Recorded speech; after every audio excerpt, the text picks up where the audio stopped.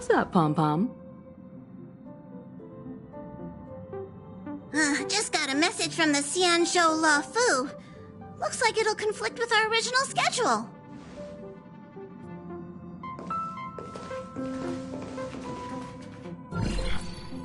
It's been a while, my friends on the Astral Express. How's your trailblazing expedition going?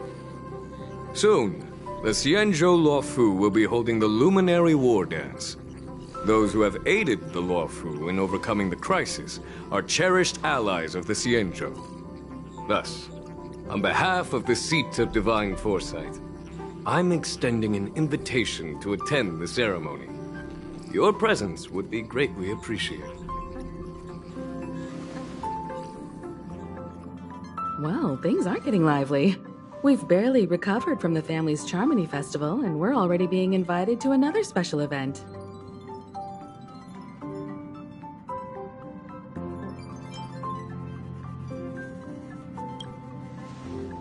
Yeah, me too.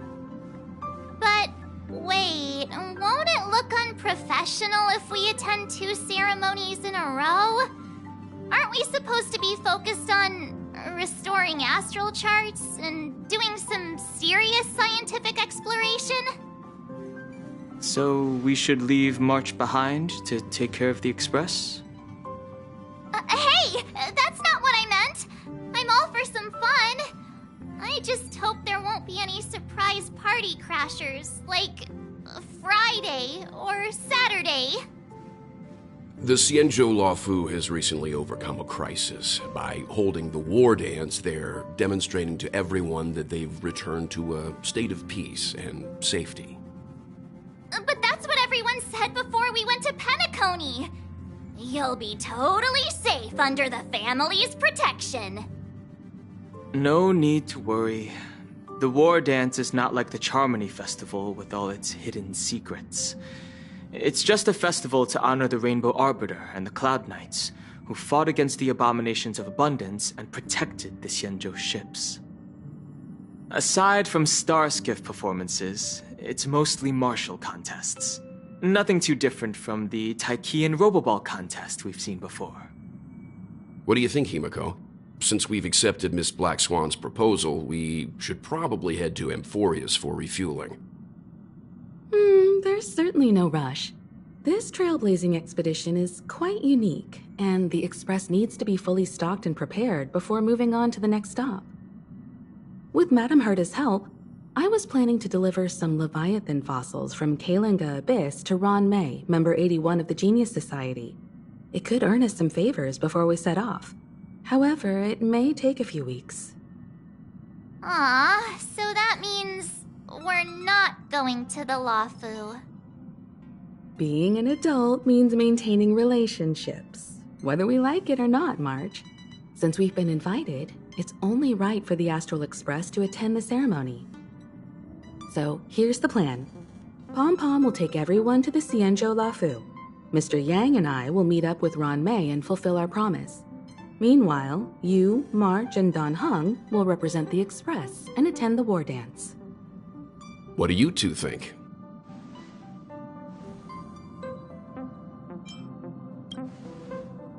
Himeko and Mr. Yang will be busy with serious research. Besides, fossils can't compete with martial contests when it comes to fun, right? Plus, you're the only one with so many friends on the Luofu. I'll be lost if you don't come along. You've got to lead the way. Now that everyone's on board with the plan, it's time to warp to the Xianzhou Luofu.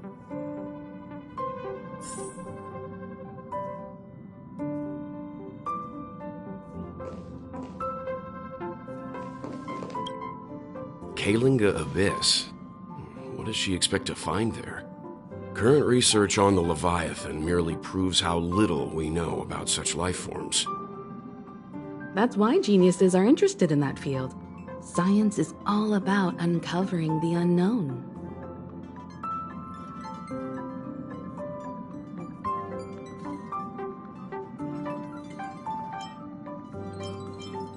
Don't miss us too much.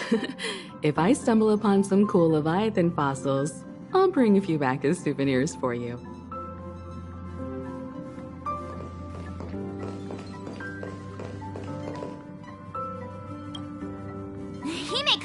really knows how to convince people. Between Leviathan fossils and the war dance, the latter definitely sounds more fun. By the way, Danheng, this time you'll be taking a stroll with us on the Luofu, right? And just let you two wander around aimlessly on the Luofu by yourselves? I don't think so. Plus, Mr. Yang is right. The ambrosial arbor crisis just ended, and both the long life and short life species are still feeling uneasy. And that's why Jing Yuan wants to organize the war dance, to show that the Xianzhou Luofu is stable and safe. And since he has extended an invitation, it's only right that I visit my old friend.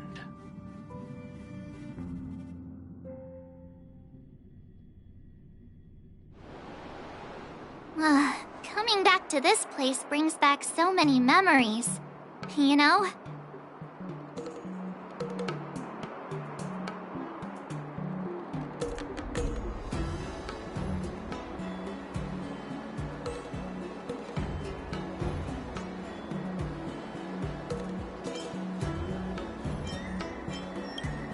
Well, it's nothing too poetic. I was just thinking about all the twists and turns we went through when we first arrived at the Xianzhou ship. This time, we're not being forced or enticed or chasing after wanted criminals. And we didn't have to sneak in through the cargo dock. This trip has been incredibly smooth. Quite unusual, I must say.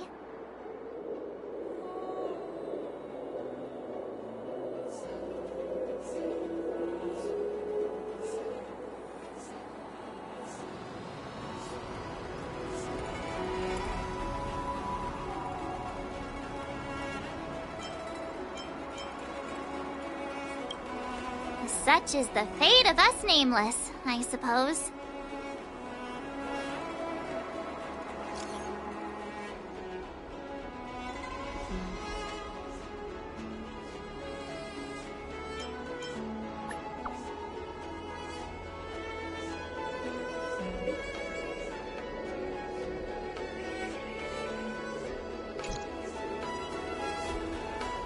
Is the Starskiff Haven always this crowded?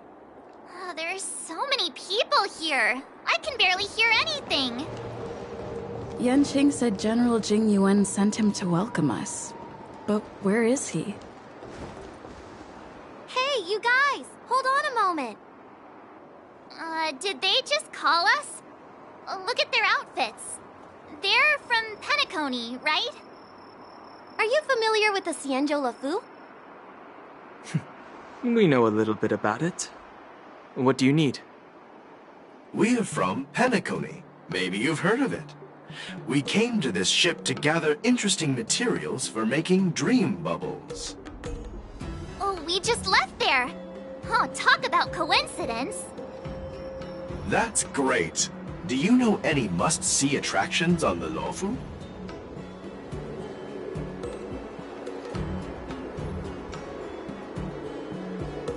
Exactly!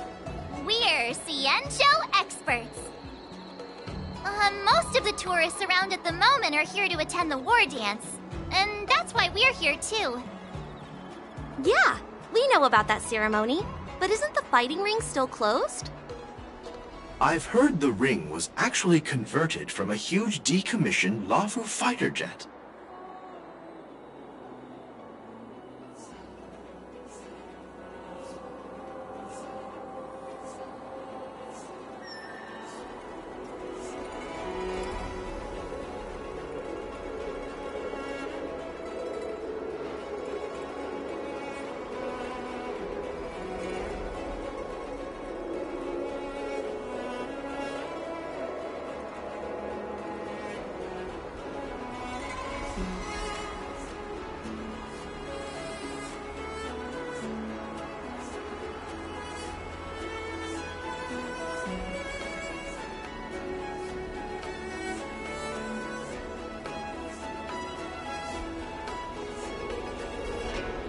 No doubt about it. It's a massive fighter jet. It's got to be larger than a civilian star skiff. But for now, all we can do is wait until the war dance starts in a few weeks before we can board it. We've still got work to do, so we can't just sit around waiting for it to start. That's why we're asking you about some must-see attractions. We're looking for unique experiences that you won't find on Penacony. Our clients love these kinds of dream bubbles the most. You're the expert here. Give them some suggestions.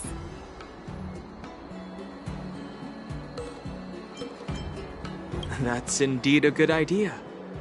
While the dreamscape on Penacony is all artificial, Scale Gorge Waterscape is a celebration of nature's resurgence. It has some remarkable scenery. Awesome! I love being out there in nature. Let's go to Scale Gorge Waterscape first. I'm a bit worried that nature-themed dream bubbles might be outdated. But hey, let's go check it out anyway. See you later. Maybe we'll run into each other there in a few days. Look, Yanqing's here. Really? Let's go catch up with him.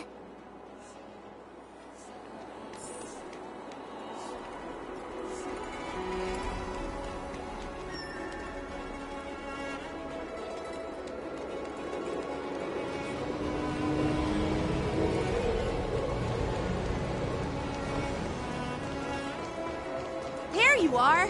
Everyone, this way! Hey, everyone! It's been a while. It doesn't feel like it's been that long since we last saw you. But, Yanqing, are you... What's up, Miss March? They say kids grow up really fast. Yanqing, are you a little bit taller than before? We've only been away for a few months.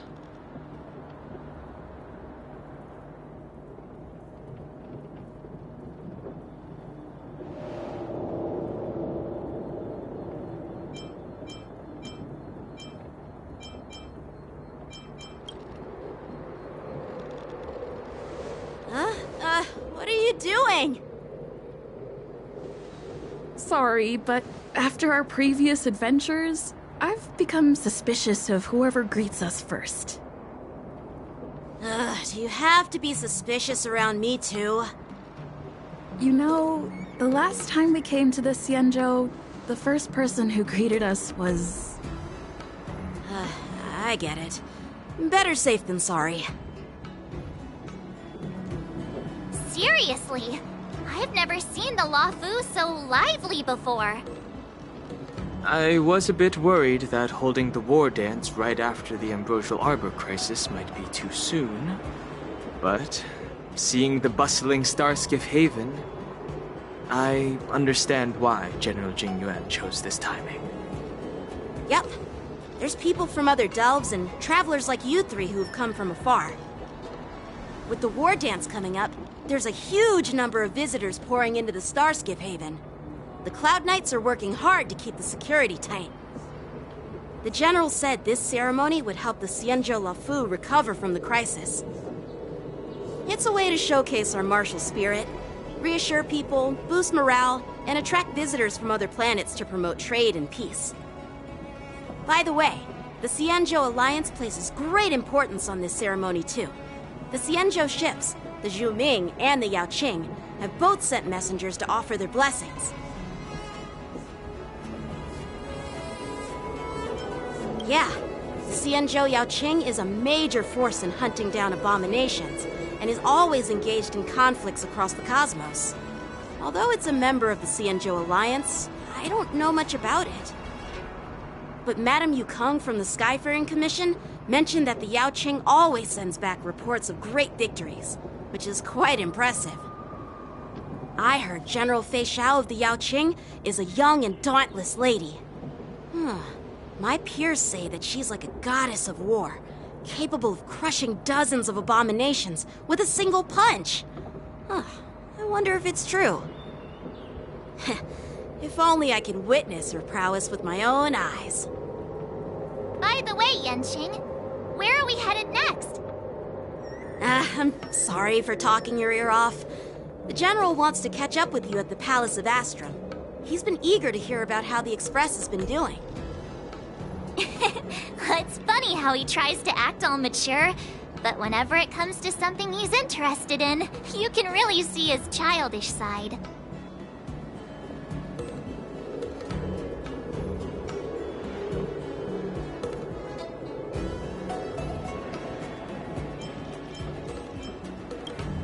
I agree.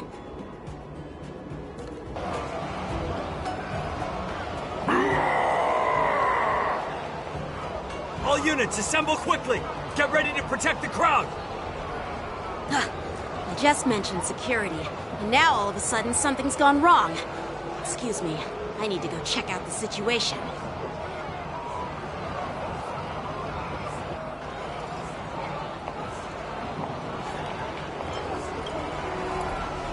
Hey, what's that supposed to mean? We'll go with you.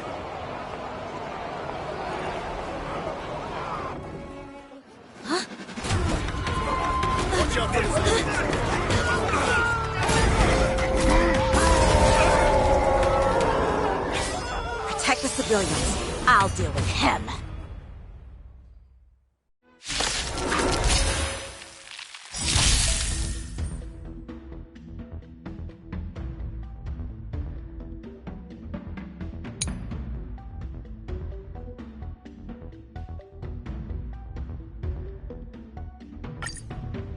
Borison? Why are there Borison here? This ends now. Enemy data secure. Net markers activated. Time for a good old counterattack. Ready for another? A quick divination. Converge and awaken. Another journey begins. Lend me your strength. On the still waters of oblivion. I see through you.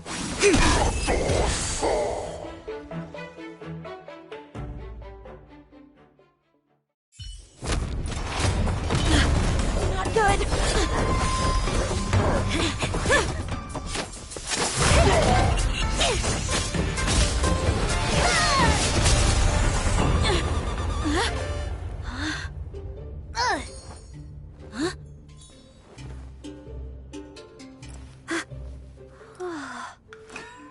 Thanks for the help. Sorry, no time to chat. Could you give me back my...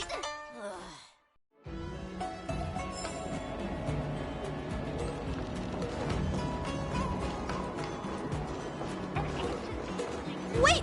My sword! I'm sorry, but I'm afraid we'll have to put our plans on hold for now. I need to find out what's going on.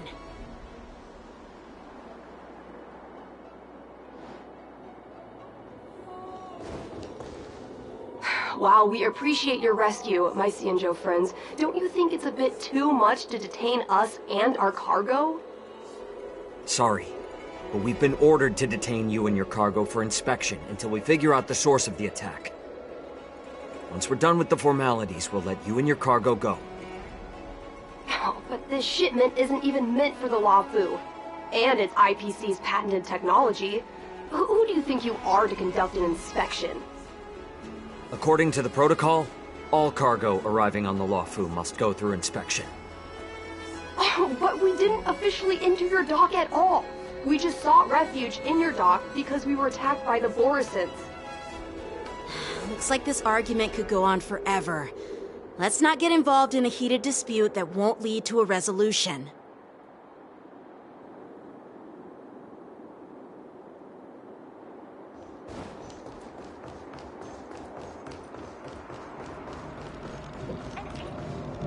Who's in charge here? I need some answers. It's my fault. We let our guard down for a moment. I take full responsibility.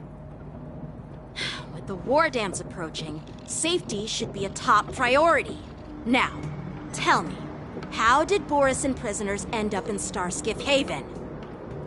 According to the protocol, Borisin prisoners should be held on a star skiff and taken directly to the shackling prison under strict supervision without ever touching the ground. Who allowed a prisoner transport ship to dock at the passenger terminal? Please don't blame this captain. This incident involves the Zhu Ming's diplomatic vessel. Who are you? I'm Lu Jun, an officer of the Patrol Defense Squad. Thank you for your help, Lieutenant Yanqing. The situation unfolded rapidly and it shouldn't be held against the captain. Here's what happened. An IPC transport ship was attacked by the Borisin just before arriving, and the Zhu Ming's diplomatic vessel came to the rescue. They fought off the Borisin pirates and imprisoned them on their ship. So, an IPC ship was attacked by the Borisin near the Luofu, and the Zhu Ming envoys saved them? Sounds complicated. Honestly, it gives me a headache too.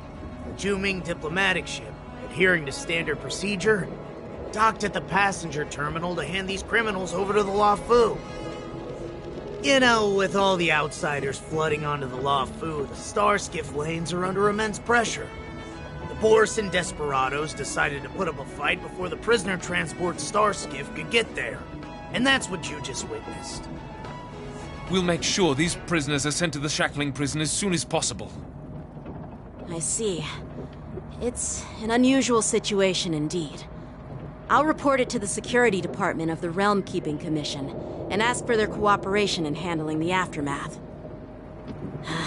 Maybe I should gather more details from others so that the Seat of Divine Foresight can have a better understanding of the situation.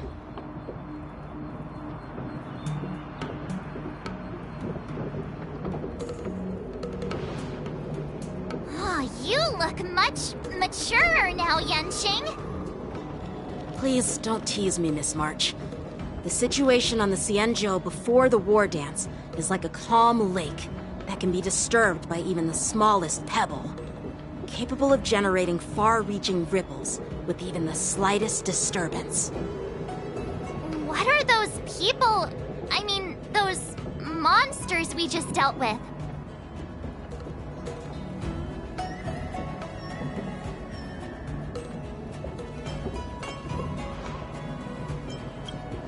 Yeah, those werewolf monsters are known as Borisin. They are abominations of abundance, and we've been fighting them for a very long time. The Borisin have been a powerful force for a long time, plundering and enslaving many worlds. The threat they pose is just as terrible as the Swarm disaster, and the Alliance even had a fierce war with them 3 decades ago. Their presence has faded over the years, but who would have thought? According to that officer, they attacked an IPC ship near the Xianzhou Luofu. Such a brazen attack seems quite unusual to me. Yeah, that's what I find strange too. It seems like the IPC and the Borisin have some serious grudges. Well, enough with the chit-chat. The General wants me to take you to the Palace of Astrum. I'd love to chit-chat a little longer, but there are some things that can't be left unchecked. Is it a serious matter? Maybe you'll need our help in hunting down the Borisin? Thank you, but it's no big deal. By the way, that young lady who just appeared, she took my sword. I'm thinking of filing a lost property report at the Realm Keeping Commission to see if I can get it back. I doubt she did it on purpose.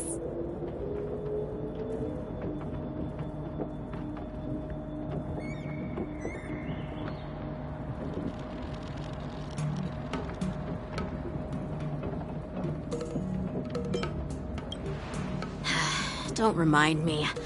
I just zoned out for a moment, that's all. Alright, let's not keep the General waiting.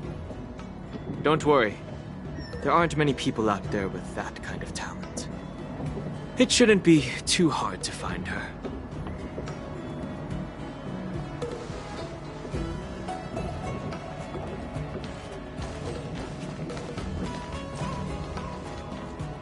There There sure are a lot of troublemakers around.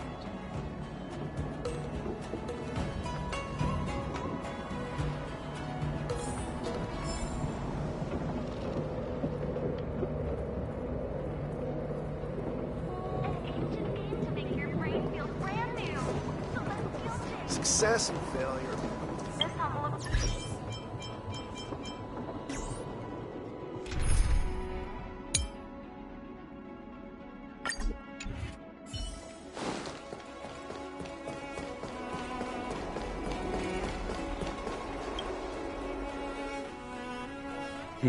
It's been a long journey, Elder Hwayan.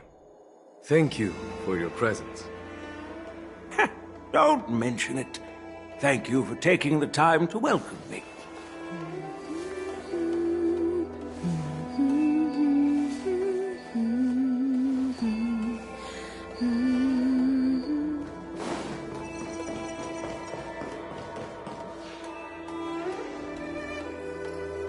General, I brought our guests from the Express. Oh, I'm sorry for my bad timing. I didn't know you were meeting a guest, General. Don't worry, you're just in time. It's been a while, my friends from the Astral Express.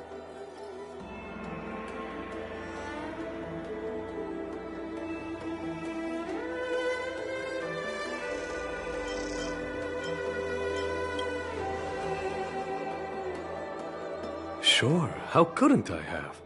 It's not often we find such moments to reunite and enjoy one another's presence.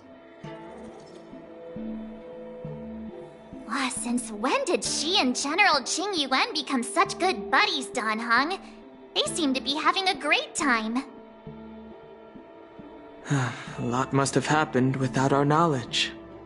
At least, I hope that's the case. Allow me to introduce you to General Hwayan. He's the Arbiter General of the Xianzhou Zhuming, known as the Flaming Heart. No need to be so formal. I'm just a tourist here, no different from other tourists who've come to attend the ceremony. Elder Hwayan is not only one of the Arbiter Generals, but also the Furnace Master of the Artisanship Commission. Besides his martial skills, he excels in forging various weapons. Such talents are unique, even among the Arbiter Generals. Be it Arbiter General or Furnace Master, these are merely titles given to me long ago. I've retired several times already, but with the current change in circumstances, the Marshal has called me back to duty, and I had no choice but to answer the call. Well, in the end, I'm to blame. Living such a long life naturally brings its share of disapproval. It's an honor to meet you, General Hwayan. It's my honor to meet you, General Hwayan.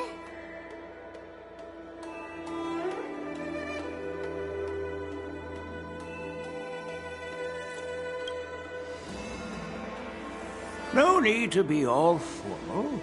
Today I'm just a guest on the Luofu, same as all of you. So, these three are the ones you mentioned, Jing Yuan? The heroes who helped you with the Ambrosial Arbor crisis? Indeed. There's Dan Heng, March 7th, and her. Without their help, I'm afraid the Luofu might not have easily overcome this crisis. So, the Imbibitor Lune's reincarnation has returned to the Luofu and will attend the war dance. I'd love to have a drink with you, should the chance present itself. You're more than welcome, General Hwayan. And this young friend is? Yanqing, my apprentice. He remains by my side as my retainer due to his youth, which I hope will season him with experience. He will stand for the Luofu's Cloud Knights in the upcoming war dance, ready to take on all kinds of challenges. Great, great! It's a real treat to see so many talented young people around here today. Oh, I almost forgot. This is my apprentice, Yoon Lee. It's you! Oh, it's you. Hello. Oh, you two already know each other? Guess we don't need any introductions, then. What a coincidence! I was afraid I'd have trouble finding this girl. Oh? Now you've piqued my curiosity. Tell me, how did you two become acquainted? She helped me capture the escaped Borison prisoners at the Starskiff Haven. Allow me to express my gratitude for you. But when you left, you took my flying sword with you. Your flying sword? Oh, so that's why I found a dagger in my bag. Turns out it's yours. Yes, it is. Now that we've met again, I hope... Nope, that won't do. Won't do? You want your sword back, right? Well, you can't just take it back. On the Juming, when you lose your sword on the battlefield, you have to reclaim it on the battlefield.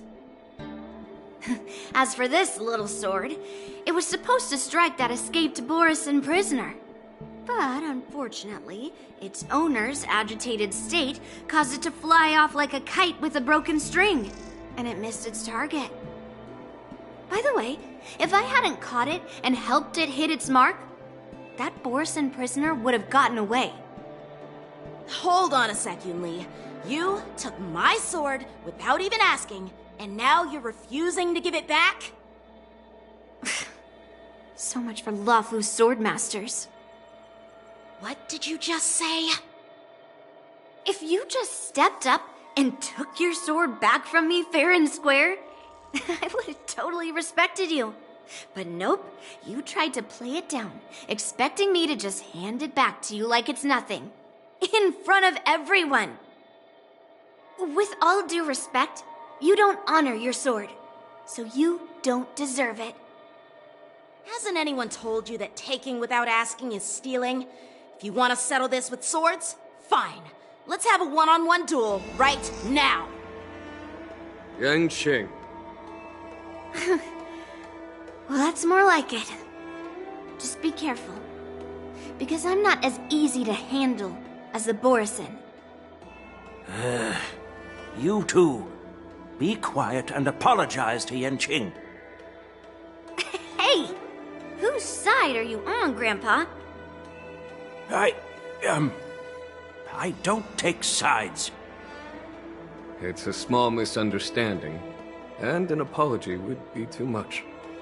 I've heard about the Zhu Ming's incredible swordplay and craftsmanship, most notably the legendary Flame Wheel Octet. Seeing Miss Yoon Lee, who is among those ranks today, well, I must say she definitely has that fiery edge. Such grandiose names. Some folks love to spin these fancy titles, trying to set the Cloud Knights apart. Yoon Lee is still just a young girl, a bit awkward and hot-tempered, so please forgive her if she's being rude. Well, everyone, Elder Huayan and I have some business to discuss.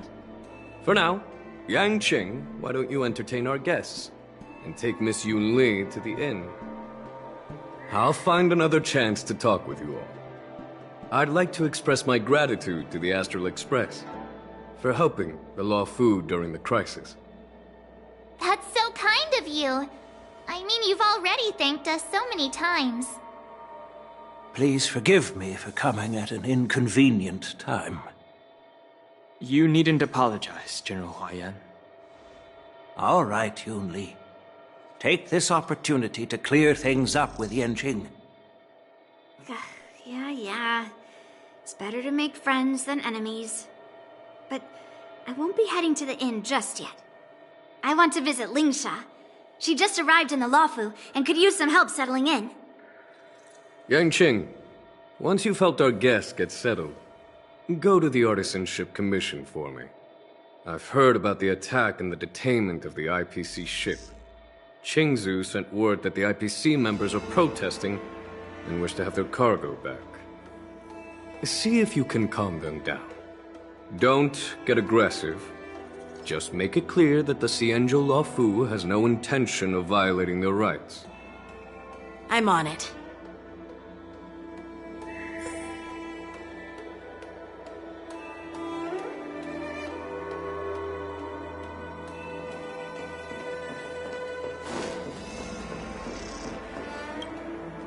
This is the report Qingzu just sent me. Let me take a look.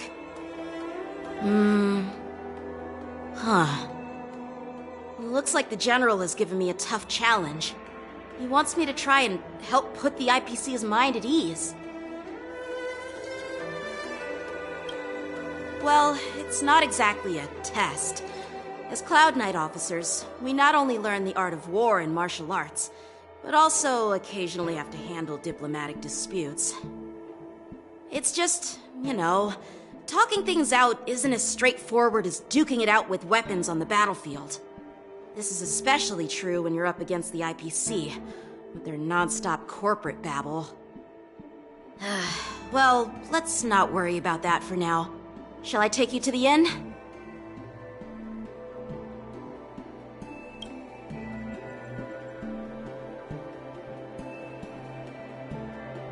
It is the Luofu's honor to have you in attendance at the war dance. Yet, the fact that a simple martial arts ceremony has attracted esteemed generals from the Zhu Ming and the Yao Qing implies intentions beyond mere spectating. Might there be any specific instructions from the Marshal? You're overthinking it, Jingyuan. As I said, I'm here to broaden my granddaughter's horizons. I have no ulterior motives. However, I have no clue what the Yao Qing Arbiter General has in mind. Do you remember when you accepted this position? I told you that an Arbiter General's battlefield goes beyond the physical one. You'll need to lead and manage everything on the Xianzhou. The title of Arbiter General holds a weight far greater than its literal meaning. So many years have passed, and you've done well. However, longevity for the Xianzhou people can be a curse. Living too long means that every mistake you made will lurk in the shadows. And one day, they'll eventually catch up to you. The Marshal knows everything that has happened on the Luofu.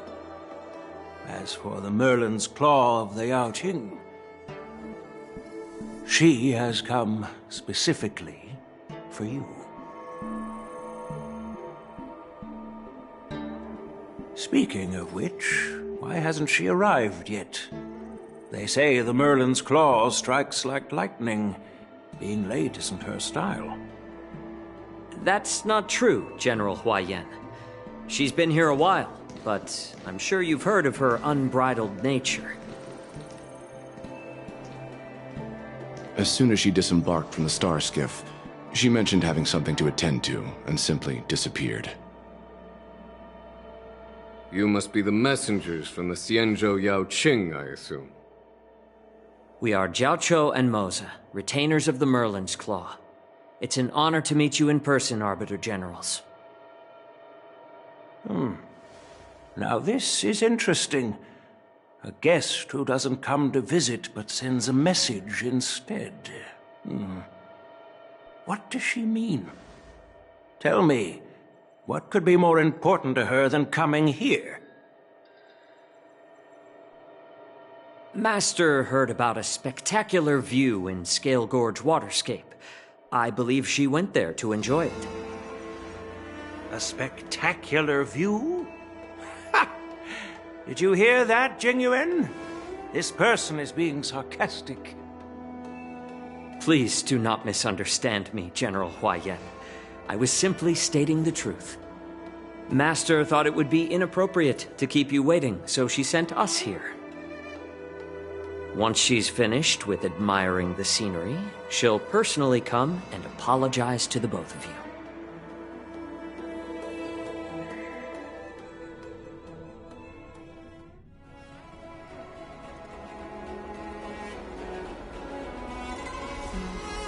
Drat, I forgot to ask Yun Li to return my sword.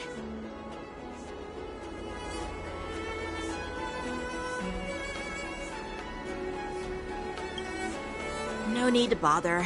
The Juming envoys won't be leaving the Luofu anytime soon. I'll ask for it later when we meet again.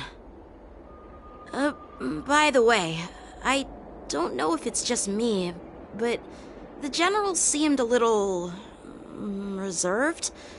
Could it be because of Elder Yan's visit? Reserved? Really? Maybe I'm just overthinking things. No, you're not. When I entered the Palace of Astrum, I realized that the messenger from the Xianzhou Juming was actually the Arbiter General himself.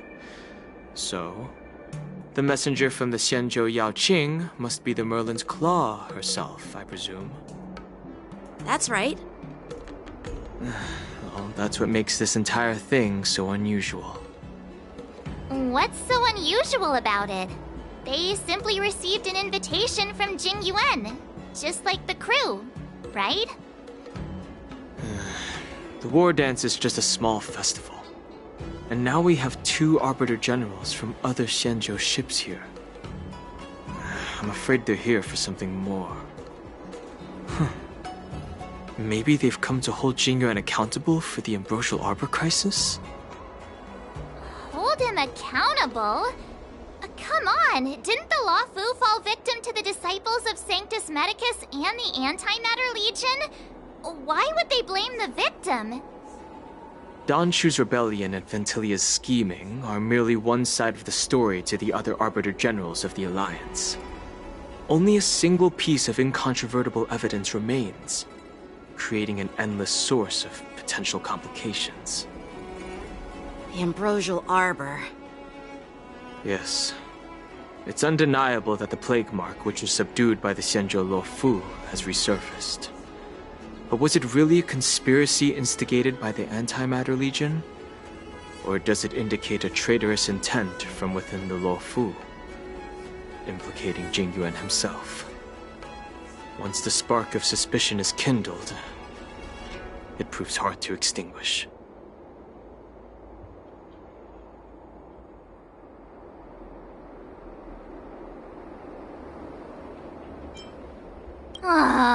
What was I thinking? Seriously, here I was looking forward to a carefree and enjoyable trip. But it seems wherever we go, drama is just around the corner. Aw, I was so excited. I thought those Arbiter Generals were just here to see the ceremony. By the way, I heard that an alchemist from the Juming diplomatic ship has arrived.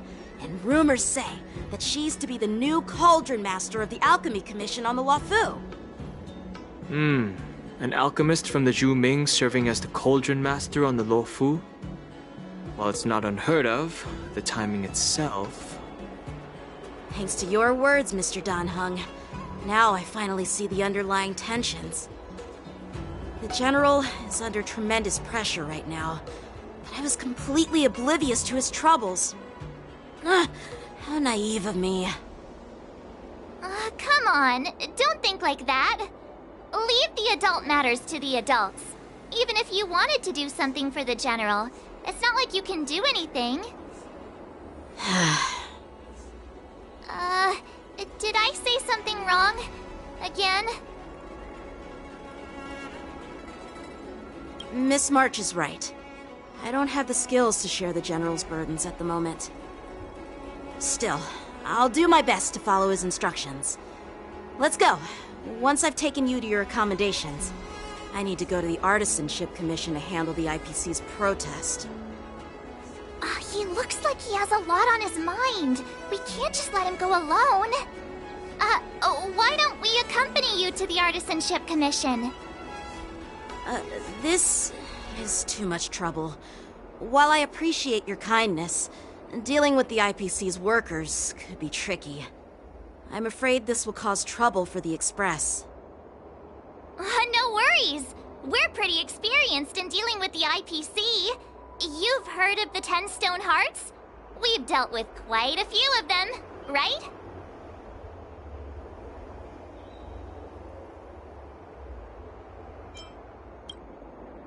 Yeah, exactly. Are you being sarcastic? Well, since you're willing to help, I won't decline your kindness. Let's head to the Artisanship Commission and meet them.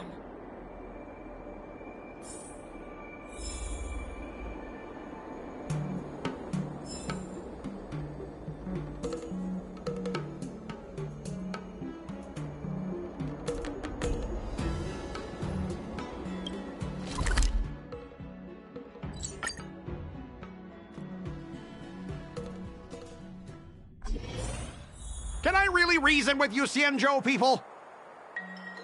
I think I get it now. In your words, this is called looting a burning house, right?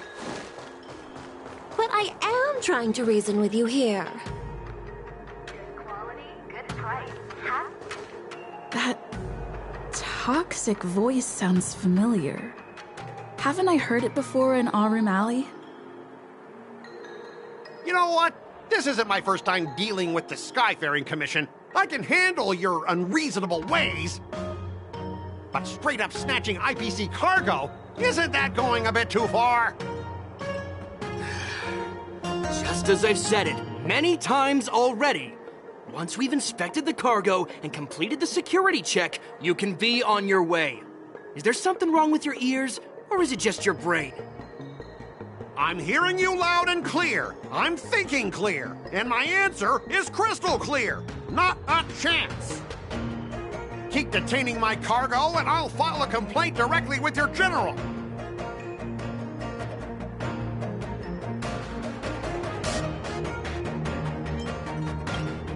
I was gonna ask you the same thing. Why do I keep running into you? You're staying on the Xianzhou, are you? What terrible luck. Wherever you go, disasters aren't far behind. Aren't you the guest from the Astral Express? What brings you and Yanqing to the Artisanship Commission?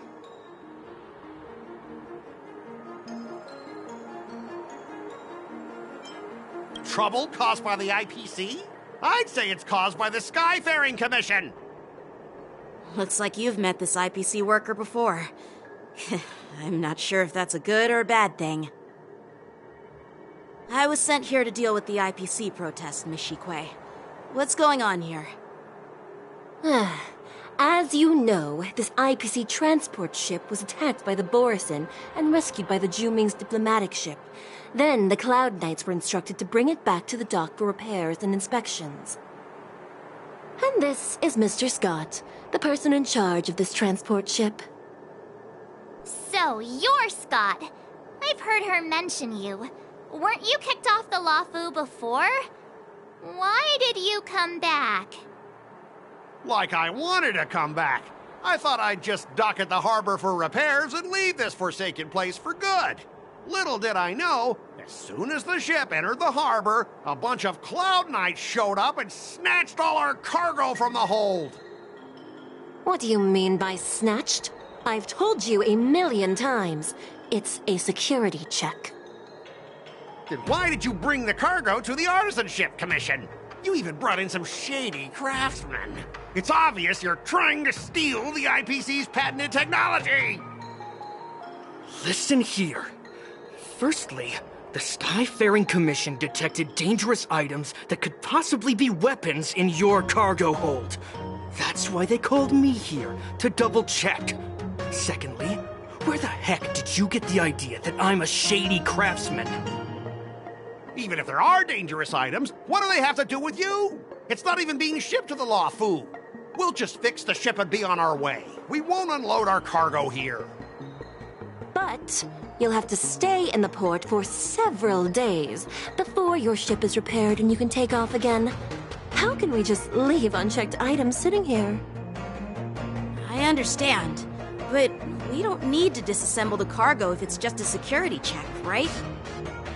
In most cases, we don't. However, our scans discovered that the cargo doesn't only contain machinery, but also some substance that resembles biological tissue. Biological tissue? Does this crate contain living things? I'm afraid we'll need to wait for the Alchemy Commission for further confirmation. In any case, according to our regulations, we need to unseal one of the crates for further examination. But this IPC specialist has been hindering us on the grounds of patent secrecy. The Alliance's regulations on biological products are very strict. Without further inspection, there is no way for the Skyfaring Commission to release the cargo. Oh, really? Fine! If anyone lays a finger on that shipment, they'll have me to deal with. It doesn't matter if it's mechanical or biological. It's none of your business. I'm filing a complaint against the Skyfaring Commission's ridiculous regulations. This Mr. Scott seems stubborn and difficult to persuade. Honestly, I really don't want to have a vicious confrontation with the IPC.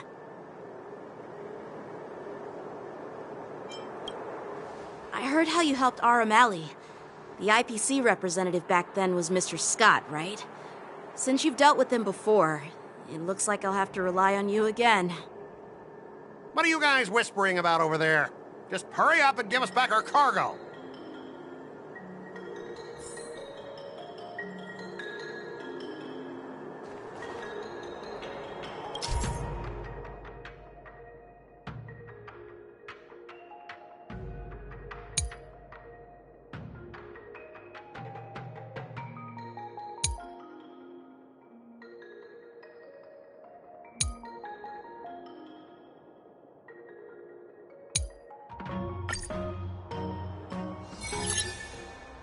As I recall, this guy won't listen to reason and can only be persuaded with intimidation.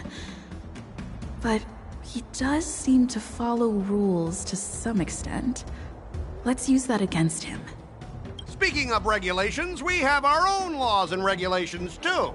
According to Article 4 of the Cienjo Alliance IPC Trade Consensus, the Alliance and IPC shall never infringe on each other's intellectual property rights.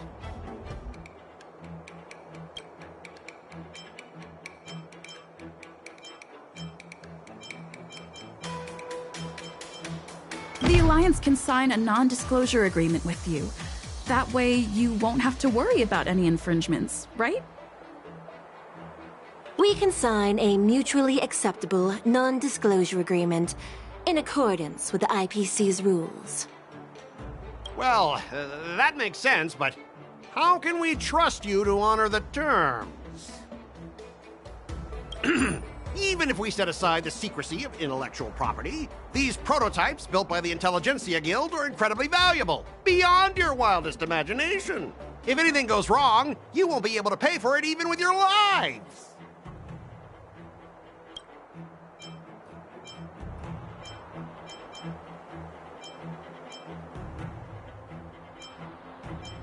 Don't underestimate Cienjo technology. Even if they need to dismantle your cargo, the Artisanship Commission can easily put it back together. Yeah, go ahead and brag about their skills. After all, you're just a negotiator they hired. But I'm different. I'm an IPC member, and my fleet has accepted this transportation order. Naturally, I need to be responsible for the integrity of every piece of cargo. Besides, the cargo on this transport vessel belongs to the Intelligentsia Guild. If you want to inspect the cargo, shouldn't you at least call in a member of the Intelligentsia Guild to be present?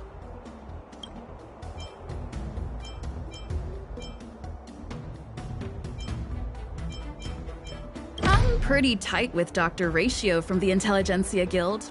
Almost like family. Doesn't that make me practically a member of the Intelligentsia Guild too? What's all this nonsense?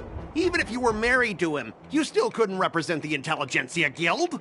We both need to follow the regulations, because that's how the IPC and the Cienjo operate, right? As an IPC worker, I have to abide by its regulations. If I make an exception and allow you to inspect the cargo, it'll spell disaster for me.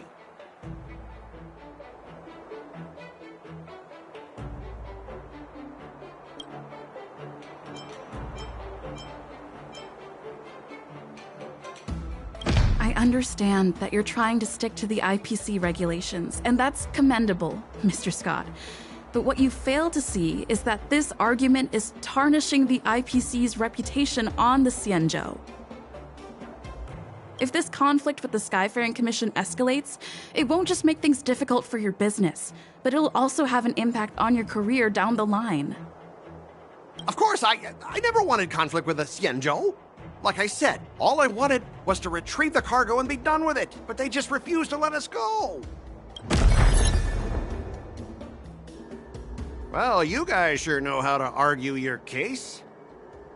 Fine, I'll allow you to do the security inspection. It's just that, I need some time to sort things out.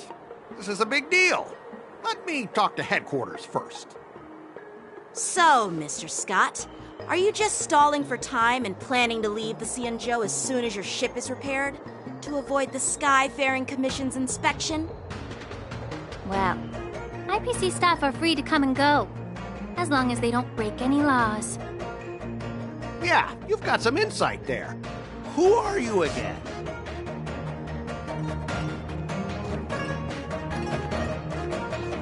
Allow me to introduce myself.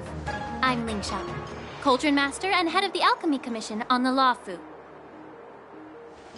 Could she be? Yeah, she's the new Cauldron Master assigned here from the Xianzhou Zhuming. I received a report from the Artisanship Commission about cargo containing samples of unknown organisms. It said they needed help from the Alchemy Commission. I had nothing better to do, so I came myself. It's fine, Mr. Scott. If you really don't want your cargo to be inspected, it doesn't matter. It doesn't matter? How can you say that? Why are you being so nice all of a sudden? Well, since you're not going to check it, I'll take this crate and be on my way. Is that okay with everyone? Yeah, sure. Why should I object? Not only this sample, but all the goods on the transport ship are yours to keep. Like I said, we won't inspect them. Wait a minute!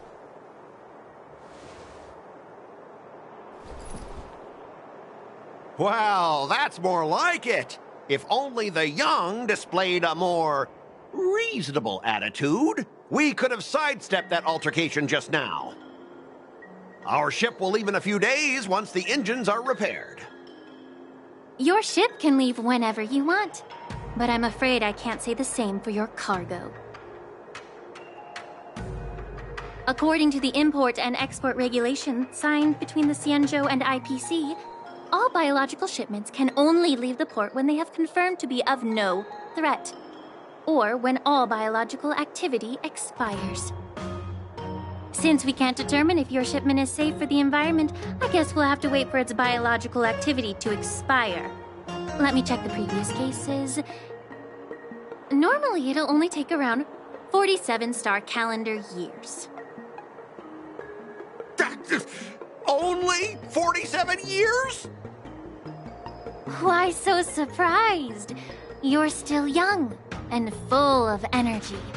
I'm pretty sure you'll live a few more decades. Have some confidence in yourself. Ha! Typical of a long-life species. Your words are dripping with sarcasm. While you may not care about time, I do. I'll be demanding double compensation from the Skyfaring Commission for every minute wasted. Sure thing, Mr. Scott. You seem pretty confident that your career and life will last long enough to witness this victory unfold.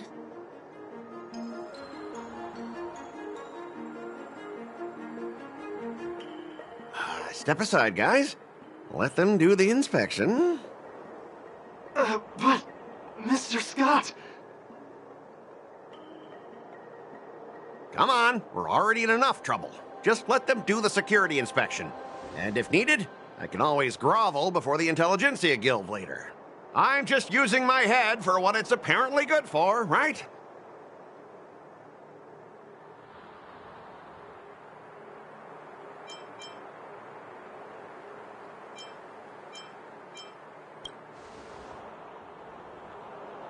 Well, honestly, at least you're not as annoying as that woman. Bro, just do the inspection. This lady is really something else.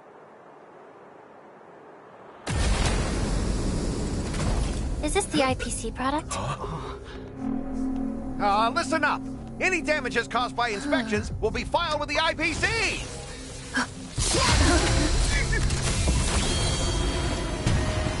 Turn it off!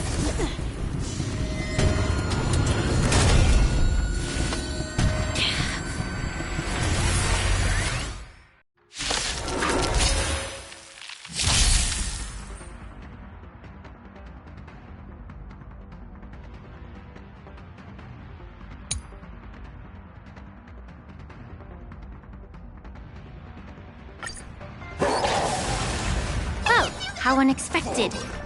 That was a surprise. Destiny's hand has truly blessed me.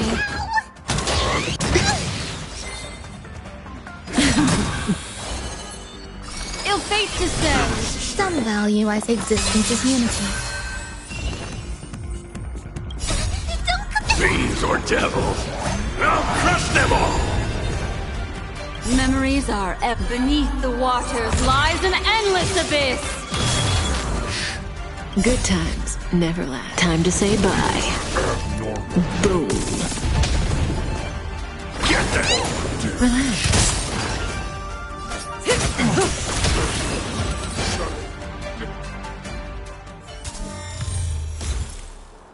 Were you seriously planning to leave this stuff unchecked at the dock for days? That's way too dangerous. I had no idea about it. You must have accidentally triggered the cargo's defense program. I don't think trying to shift the blame is a wise choice. But seriously, I don't know why that thing suddenly started moving. I swear on the Amber Lord. Enough. Miss Shikwe, please escort our IPC guest to the Skyfaring Commission. I'm on it. Please follow me, Mr. Scott.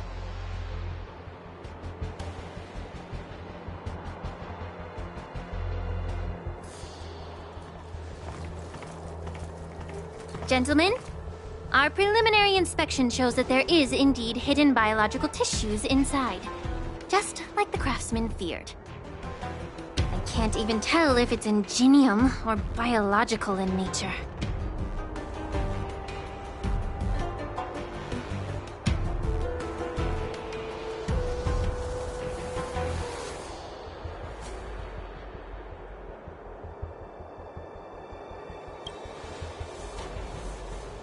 The core of this device is what they call wetware in industry slang.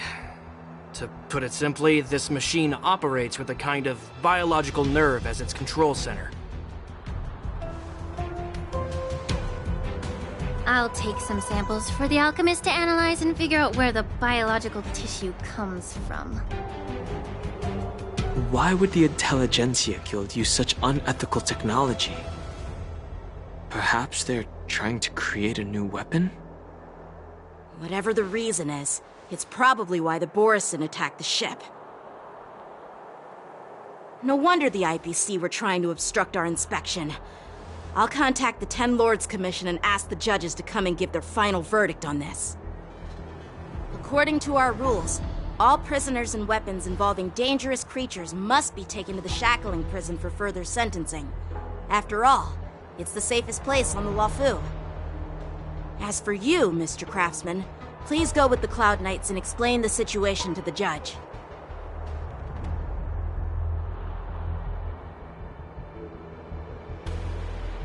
I had a feeling that the IPC members would cause trouble, but I didn't think they'd be this tricky. Thanks for your help, Miss Linksha. I should thank you for saving my life. Your sword skills were impressive. Taking down that big guy. I thought the General's retainers were all burly martial masters. I didn't expect Yanqing to be so...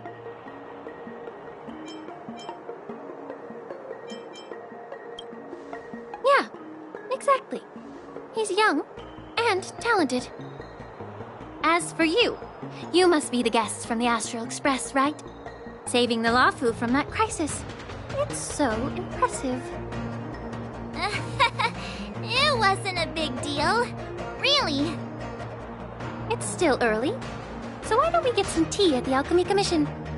We can discuss your suggestions for revitalizing the commission. I'd be happy to accept your invitation. And you three are coming too, right?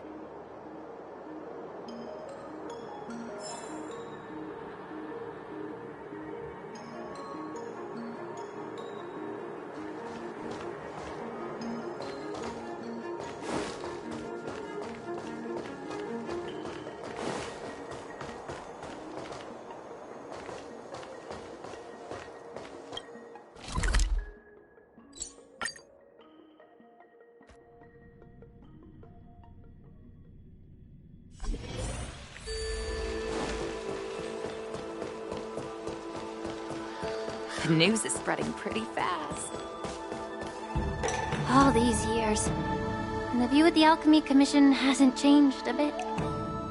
The tides come and go, but the ancient sea remains the same. For us Vidyadhara, there's nothing more nostalgic than our homeland. You're a Luofu native, Miss Lingsha? Yes, I grew up here, listening to the sound of waves while researching prescriptions with my mentors and peers at the Alchemy Commission. It's kind of sad, isn't it? Everything changes but somehow remains familiar. Just like you, Dan Heng, I traveled far from home, and now I've returned. Seeing the familiar scenery brings back a hint of nostalgia. The view here would be even better without the ambrosial arbor. Oh, really? I think that towering tree looks pretty impressive. Even if it's impressive, it's a plague mark. The Xianzhou have been fighting abominations for thousands of years. And now that the ambrosial arbor has been reborn, it's only natural for everyone to feel uneasy. Well, once a seed is planted, no matter how long it takes, it'll eventually sprout and bear fruit. In my humble opinion, the rebirth of the ambrosial arbor and the resurgence of the disciples of Sanctus Medicus were inevitable. The seed was already planted when the ancestors of the Xianzhou sought immortality.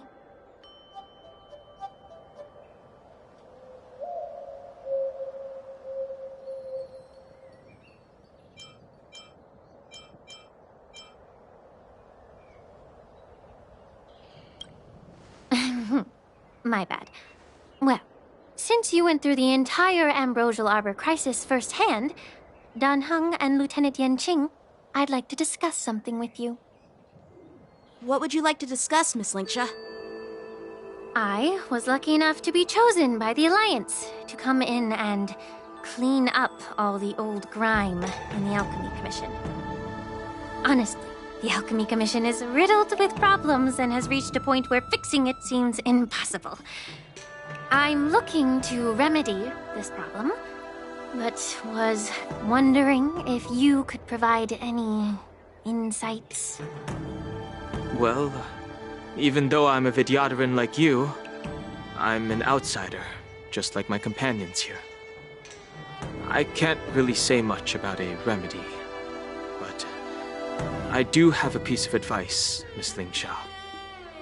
The Vidyadhara and the Alchemy Commission on the Luofu have always been intricately connected. If you cannot distance yourself from these ties, Miss Lingsha, changing the situation within the Alchemy Commission may be quite challenging. I may not know about politics, but I do know that the disciples of Sanctus Medicus have been operating within the Alchemy Commission for years. If you're determined to root them out, maybe you should discuss it with the General. I see. Thank you for your valuable insights. While the Lux Arrow from the Rainbow possesses unparalleled power to sever the Ambrosial Arbor, it can't sever mortals' desire to prolong their existence. Just like how the Cloud Knights can eliminate the remnants of the disciples of Sanctus Medicus, but are unable to calm the hearts and minds of the people within the Alchemy Commission.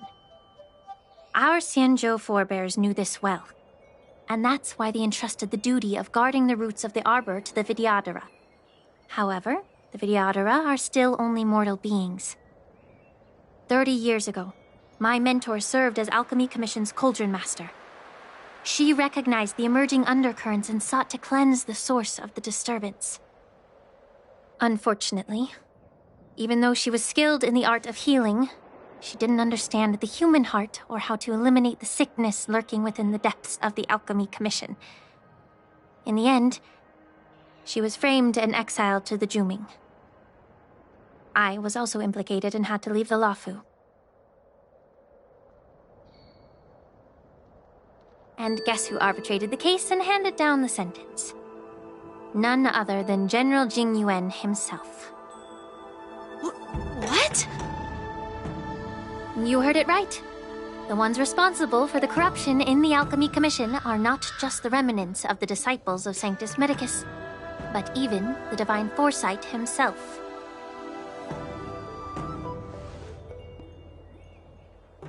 Alas, why is your face turning pale, Yanqing? Don't worry about it. I understand that when someone holds a position of power, they may sometimes have to make tough decisions. I won't hold any personal grudges against him. Besides, at our age, holding personal grudges is a luxury we can't afford. Lingsha, you're back! I've been waiting ages for you.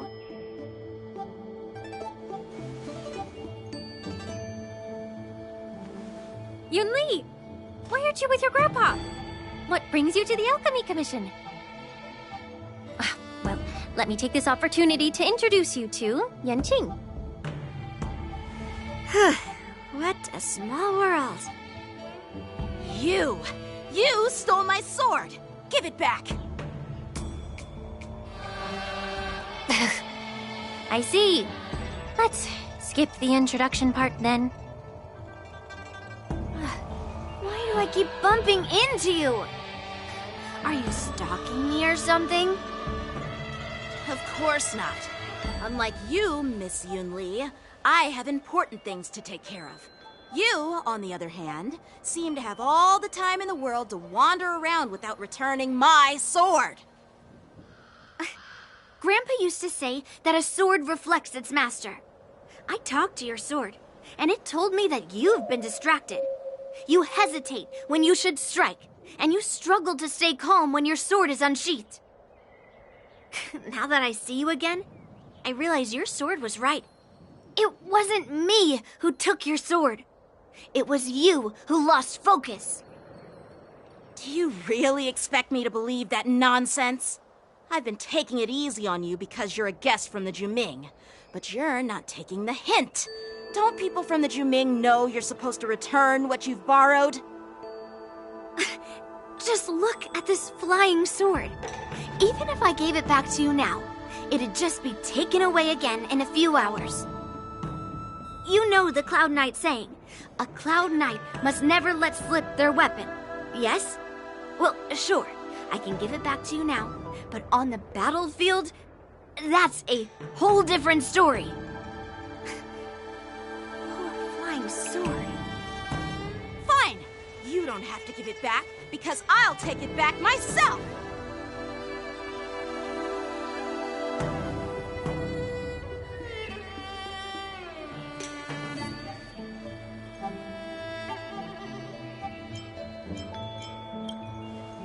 Between these two, who do you think is tougher? Don't get me wrong, I'm just curious. Get ready to separate them. It is my first day at the Alchemy Commission. A brawl is definitely not how I imagined celebrating it. Well, since you don't approve, I won't draw my sword here. I didn't mean it in that way. Since you've already drawn your swords, you'd be disappointed if you didn't get to test one another, right? I've received reports that the delves near the Alchemy Commission are still infested with abominations. Seems like my predecessors left quite a mess.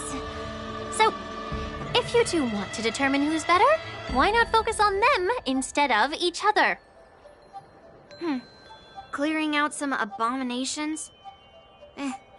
Sounds boring.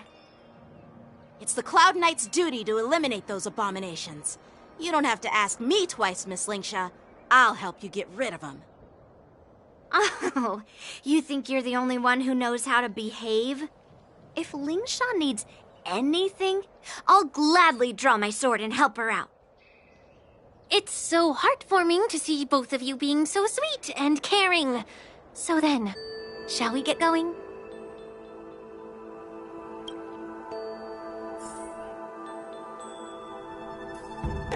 Ever since the disciples of Sanctus Medicus were eradicated, their experimental abominations have been festering here.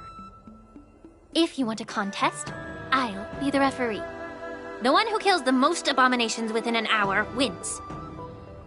Lingsha, as always, you're still an expert in making unpaid work sound so noble and grand. It's for your own good, little Yunli. While you desire to compete against each other, I don't want to see either of you getting hurt. That's really thoughtful of you, Cauldron Master. So, are you both ready?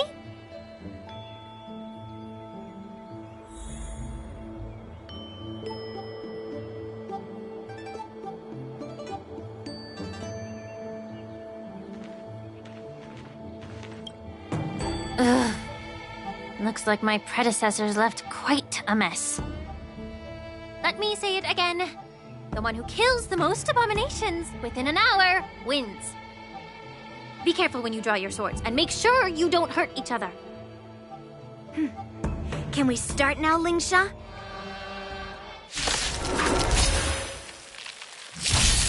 Time for swordplay!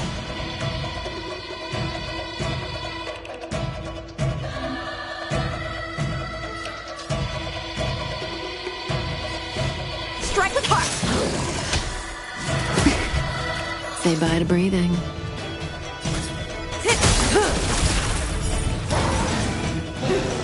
I didn't expect someone who can't even hold on to his sword to actually have some skill. Ill fate descends! Some value, I suppose. Stand still. How many can you block?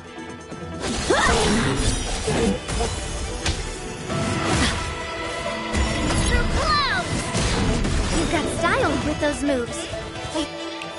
You're not striking where it counts. It's such a shame to see you misuse your sword like that. Good times. Never time to say bye. Boom.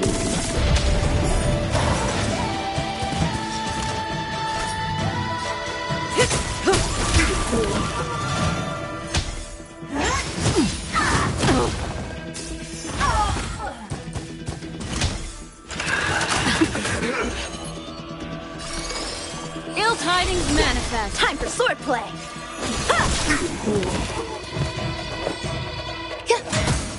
Relax. Good times. No time to say bye. Boom.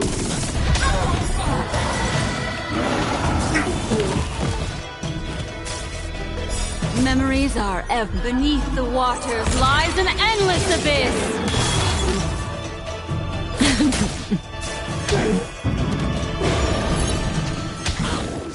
Mind your manners. How many can you block? Stand still. May as well kill them all. Down to earth!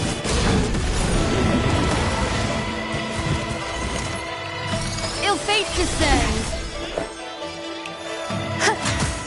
Relax. Strike with heart!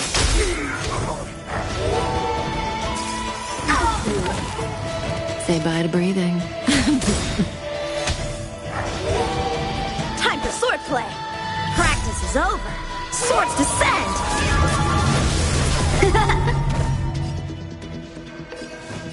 Bladed flight! Stand still.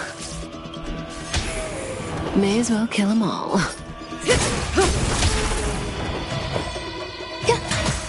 Relax. Through clouds! I win, Miss Yun Li! You got lucky. Why don't you just give me back my sword, sincerely apologize, and then go cry your eyes out to your grandpa? Consider yourself lucky that I'm not interested in your rusty sword, as I don't have the nasty habit of snatching other people's weapons. All you did was chop down a few monsters. Don't get carried away with yourself. If you think you can just take this sword from my hand, go ahead and try.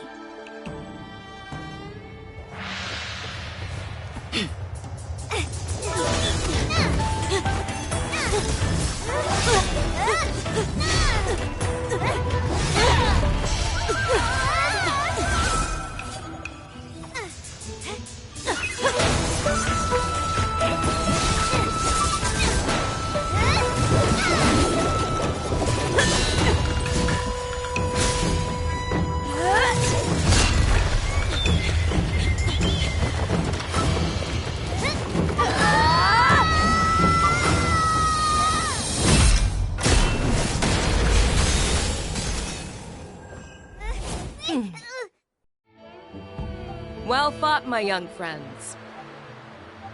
However, both of you have shortcomings. One of you focuses on dodging and weaving, while the other relies on brute strength, trying to take down targets with a single strike. Who are you? Me? I'm just a patient seeking medicine from the Alchemy Commission. A passerby, if you will. I thought I'd see my fill of impressive fights during the war dance. Yet here I am, able to witness a remarkable fight at the Alchemy Commission, of all places. Well, the Luofu is never short of surprises. However, I have a small suggestion for you. Why don't you settle this dispute fair and square in the war dance's ring? That way, you can resolve your differences with a proper duel and put your grudges behind you. Grudges? No, not at all. Yun Li and we were just sparring. Sparring? You summoned your flying swords and she swung her sword with full strength. No grudges between you. I don't believe it. Aha! What brings you here, Lady Fei Xiao? Have you finished your health consultation with the Dragon Lady? Fei Xiao? Grandpa always talks about you. Could it be that you are... The Merlin's Claw of the Xianzhou Yaoqing? Looks like I'm quite famous on the Xianzhou Luofu, too. Of course. Everyone has heard of the great general. Known to all, and unbeknown to none. Great general? Isn't that title a bit too narcissistic? I don't like it. Ooh, I heard there's a dozing general on the Luofu, so I came up with a humble nickname for myself. The Lacking General. Lacking in worries, regrets, and rivals. Sounds much better, right? Yeah, that's a befitting title that sounds both humble and impressive. Now that the sparring session is over, Yanqing and Yun Li, shouldn't you politely thank General Fei Xiao for her guidance and bury the hatchet? Here's your sword. Keep it safe. Or it might get taken away again. By the way, we haven't settled the score yet. I'll defeat you fair and square next time we fight. This is how she apologizes? Now that I finally got my sword back, I should report to the seat of divine foresight. I'll take my leave, General Fei Xiao.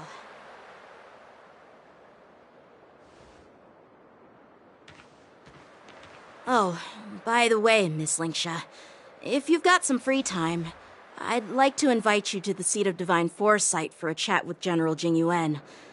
I think there's more to those personal grudges you mentioned earlier.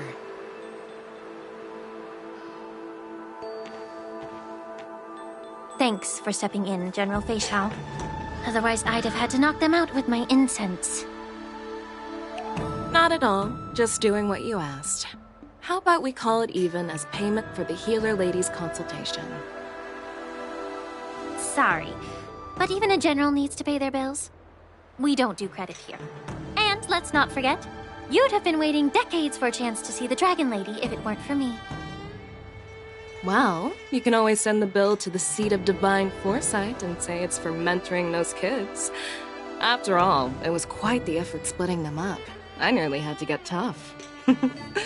Now, if you'll excuse me, I need to find a spot and get some fresh air.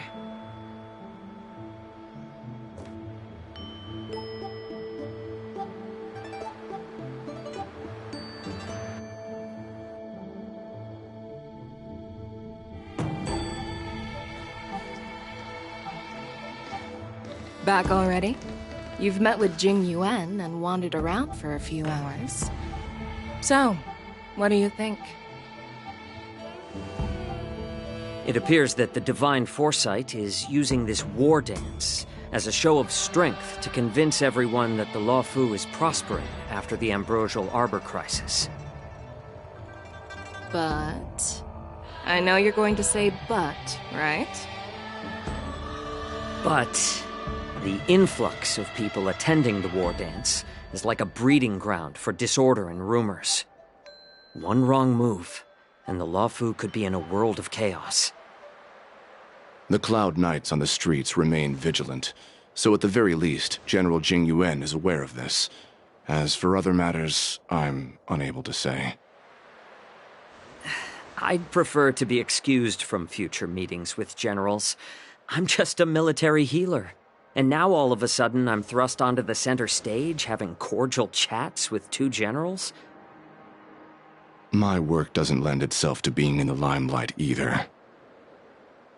Just stop whining. At least you're in one piece, right? Before getting in touch with General Jing Yuan, I wanted to put aside my assumptions and see his momentum. That includes the overall bearing of the Cloud Knights on the street, what people are saying, and how those close to him behave. The might of an army dwells not within its pawns, but within the force of its collective momentum. Recognizing this fact reveals the true measure of power. Thanks for enlightening me, General. A perfectly clear statement turned confusing thanks to your translation. You've made me lose where I was now. Anyway, this is how I operate in battle, so you might as well get used to it. Are you treating General Jing Yuan as your enemy? The longest-serving general of the Xianzhou Luofu. Do you think he'd have only a few enemies? By the way, General, you met the healer lady, yes? Could you show me the medicine she prescribed you? Well, the healer lady couldn't do anything about my condition. She just told me to enjoy some tasty food. So not even the famed healer lady could help? Don't worry. I'll fulfill my promise and find a way to cure you. Actually, I've found some leads. Well, life and death, Jiao Chou. It's all predetermined. Upon starting my military career, I made a pledge that the rest of my life would be dedicated to being the Xianzhou spearhead, hunting down the abominations of abundance till the end of my days. As long as I can fulfill that deep-seated desire, I don't care how long I live. You asked if I view General Jing Yuan as my enemy. No. My real enemy has always been myself.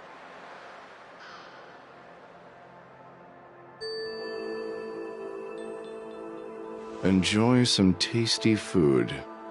So, what's for dinner tonight? Jeez. You really know how to read the room, don't you? You guys figure it out for yourselves. I'm due to catch up with an old war friend I've not seen for quite a long time.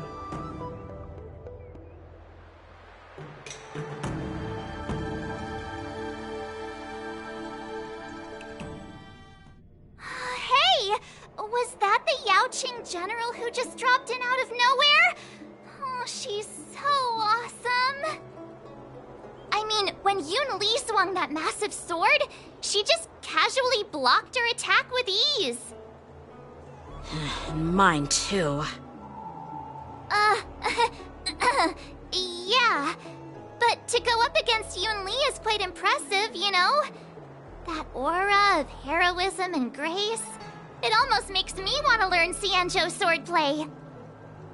You think so too, right?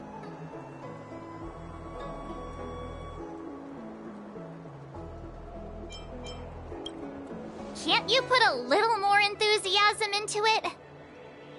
Thanks for the kind words, Miss March. The war dance is coming up, and I've been chosen to represent the Cloud Knights in the ceremony. I've had my fair share of defeats lately, and even though I know there are always more skilled sword masters out there, seeing General Fei Xiao's skills today has made me feel a bit uneasy again. Don't underestimate yourself. After all, generals won't fight in the ring during the war dance.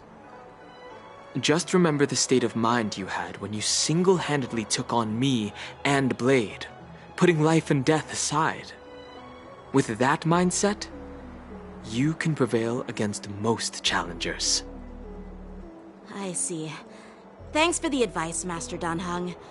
By the way, now that today's events are over, General Jing Yuan wants to invite all of you to the Seat of Divine Foresight. He has something important to discuss.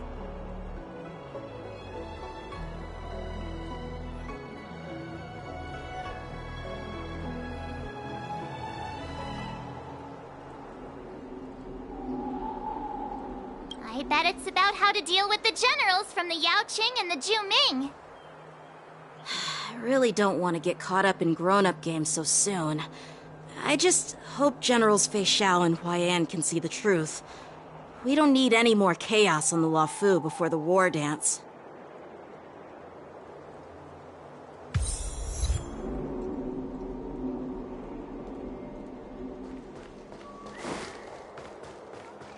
Need your extractor cleaned or your star skiffed?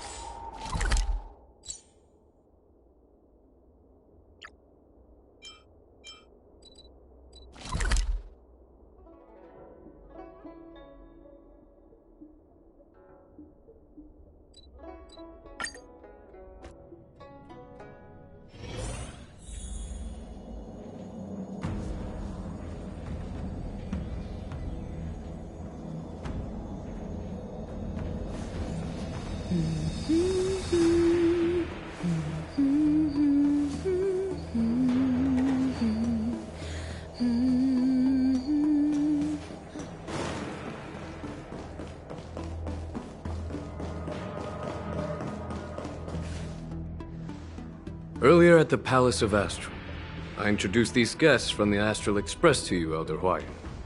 But with all the people around, we only exchanged pleasantries. Now, I'd like to officially introduce them to you.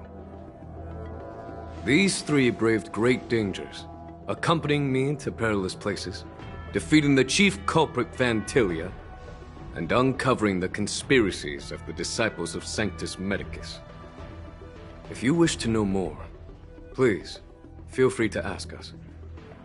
Well, I skimmed through the reports about the Arbor's rebirth from the Master Diviner Hu Xuan. She's been summoned to the Yuchui for questioning. There are a lot of doubts within the Alliance about this whole situation. But despite all that, I believe in you. Since you joined the ranks, you have repeatedly achieved remarkable feats. After the High Cloud Quintet each went their separate ways, despite the many criticisms within the Alliance, the Marshal still stood firm against the dissenting voices and entrusted the Luofu to you. Over the years, you've served the Alliance with loyalty and wisdom. You've taken down abominations in Thalassa, rescued the Xianzhou Yuchui from a siege, and destroyed the demonic planet summoned by the denizens of abundance. I still remember those battles vividly. There are fools who doubt your loyalty. They're happy to see the divine foresight fail because it gives them some kind of sick satisfaction. They haven't achieved anything of their own, so they feed off the failures of others. But I've seen enough failures in my time, and I want to believe that your loyalty has never wavered. So, General Fei Xiao of the Yaoqing is the only one investigating the Ambrosial Arbor crisis on behalf of the Alliance? No. I am too. This old man's words always catch me off guard. The Marshal ordered me to come to the Xianzhou Luofu, but the document only says, attend the war dance and listen to Fei Xiao's questioning.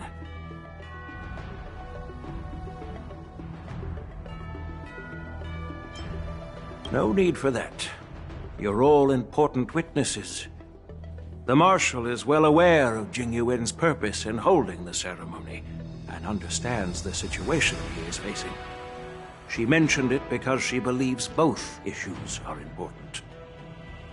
Thanks for your kindness and sincerity, Elder Huayan. But is it appropriate to tell everyone here about the Marshal's orders? By introducing the Express's witnesses to me alone, aren't you aiming to discern the intentions behind both my actions and Fei Xiao's? And whether there's any discord between us? Well, since I'm being open and honest with you, I encourage you young folk to do the same. As for the Ambrosial Arbor crisis, all I need to do is listen. General Fei Xiao will be the one asking the questions. To be honest, I'm more concerned about the timely start of the war dance. Oh, by the way, I've prepared a gift for the war dance.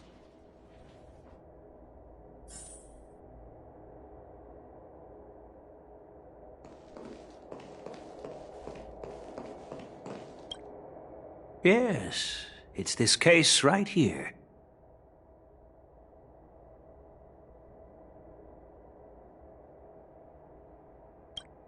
There will be numerous contests and celebrations during the war dance, and the main event will be the Ringmaster's Challenge. The host will dispatch a skilled warrior to take on challengers from all over the cosmos, showcasing the excellent martial arts of the Xianzhou Luofu. When you mentioned that the Astral Express would be attending the ceremony, I thought the High Elder of the Luofu would be the Ringmaster. You humor me, Elder Huayan. The healer lady is just a young lady who knows nothing about martial arts. How can I assign her as the ringmaster? I'm no match to you when it comes to joking.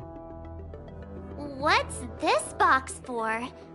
Why don't you open it, General Huayan? This sword case is intended for the War Dance's award.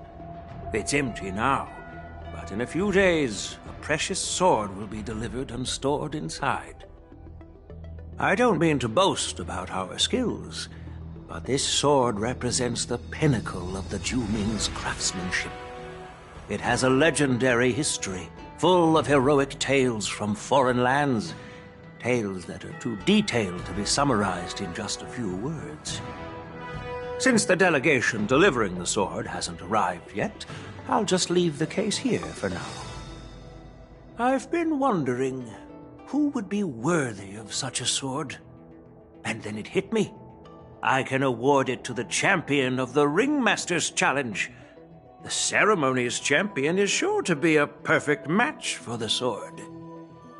Moreover, I hear that Yanqing is an excellent swordmaster, and that he will be representing the Luofu as the ringmaster.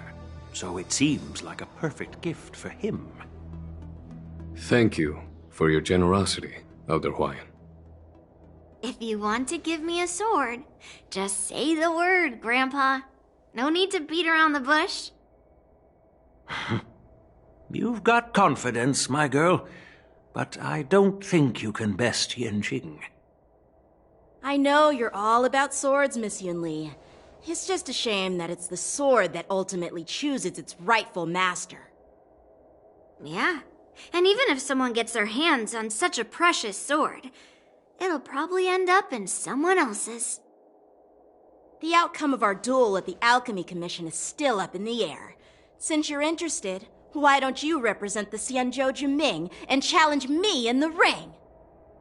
That's exactly what I had in mind. Nobody knows who's gonna come out on top. It could be me, could be someone else. It'll probably be me. But whatever happens, it won't be him.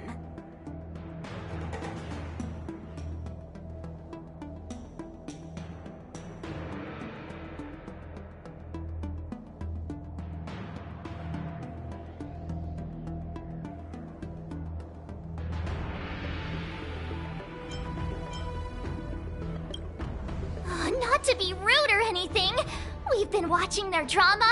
I'm dying to find out who beats who. Quiet down.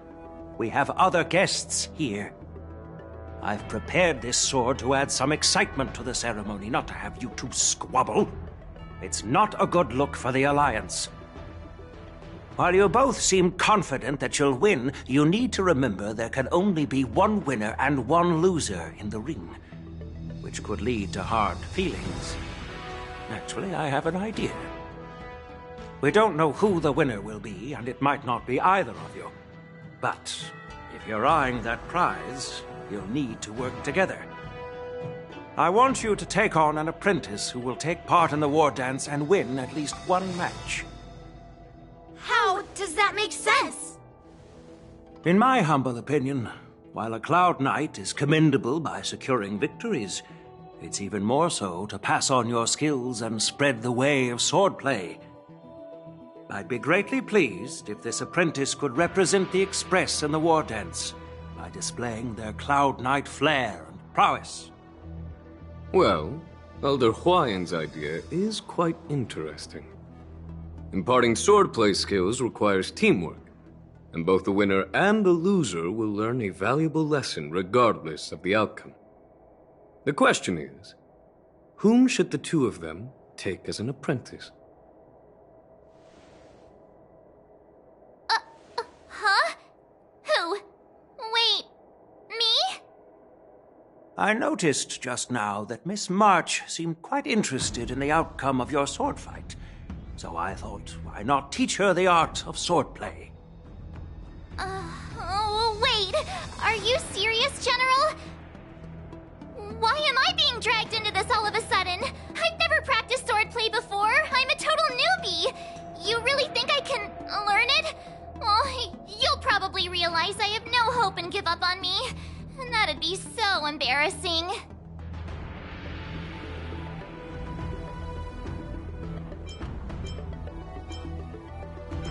Isn't this a perfect chance for you? I remember you mentioning that you wanted to learn some sword moves. Yeah, I did say that. But this is all happening so quickly, don't you think? Miss March is like a piece of jade in the rough, just waiting to be shaped. The war dance is the perfect opportunity to see what heights she can reach. I appreciate your kind words, General Huayan. But won't teaching me swordplay be a waste of Yanqing and Yunli's time? They should be preparing for the ceremony. Plus, I heard that each swordmaster has their own special moves. What if they let something slip while teaching me? If everyone knows each other's tactics, won't that make it hard to catch people off guard during the war dance? That's considerate of you, March 7th.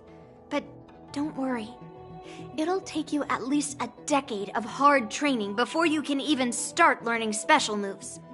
No need to freak out. A few Juming swordplay tricks will mean you'll be more than equipped. Really? Looks like March's curiosity has been piqued. The whole point is to know each other's moves. Defeating your opponent in just one move? How boring would that be? Plus, what really decides a swordsman's fate isn't some special move. It's the solid fundamentals. So Miss Yunli has already agreed. What do you say, Yang Qing? General, I haven't graduated yet. How can I be qualified to teach swordplay to others? So you're admitting your defeat, huh? If you're not even confident to teach, why don't you let me be the ringmaster instead? Yang Qing, teaching an apprentice is also a way of honing your own skills and gaining insights. You've been an apprentice for years. It's about time you looked at swordplay from another perspective. I see, General. Then count me in.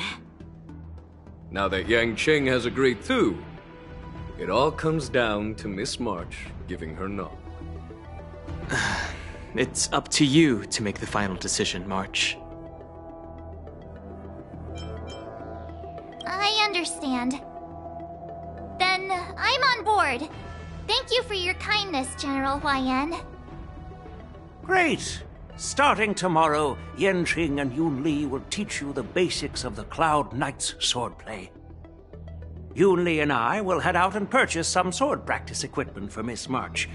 Think of it as a little initiation gift. You're too kind. Wait, you're giving me a gift? Shouldn't it be the other way around?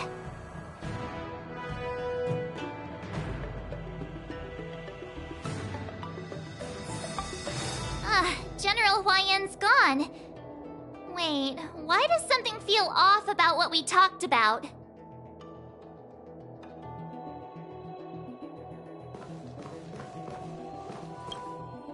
I think we strayed off topic. How did things even get to this point? Yeah, I brought you here because the General said he had some important matters to discuss. But how in the world did Yunli and I suddenly become Miss March's swordplay mentors? Because General Huaiyan wants us to stick around on the Luofu for some time.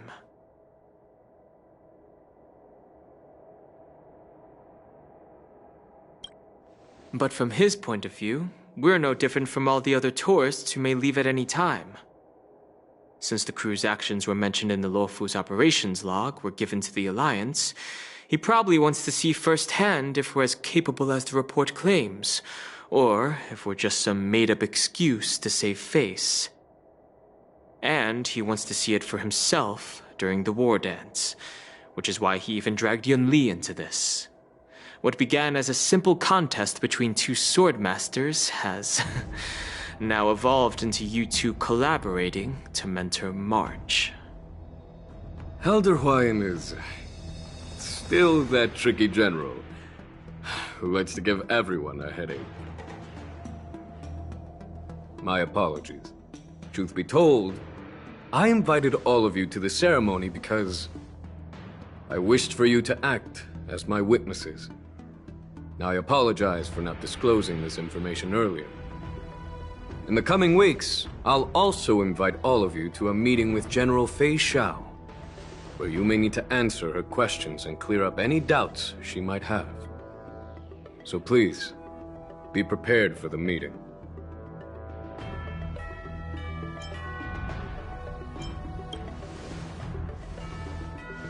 Don't worry, General. No matter what happens, I'm prepared to stay here as the Express's witness and answer any questions. Thank you, everyone. General, I know there isn't much I can do to share your burden, but... As the Luofu ringmaster, I won't let anyone defeat me in the war dance. I know.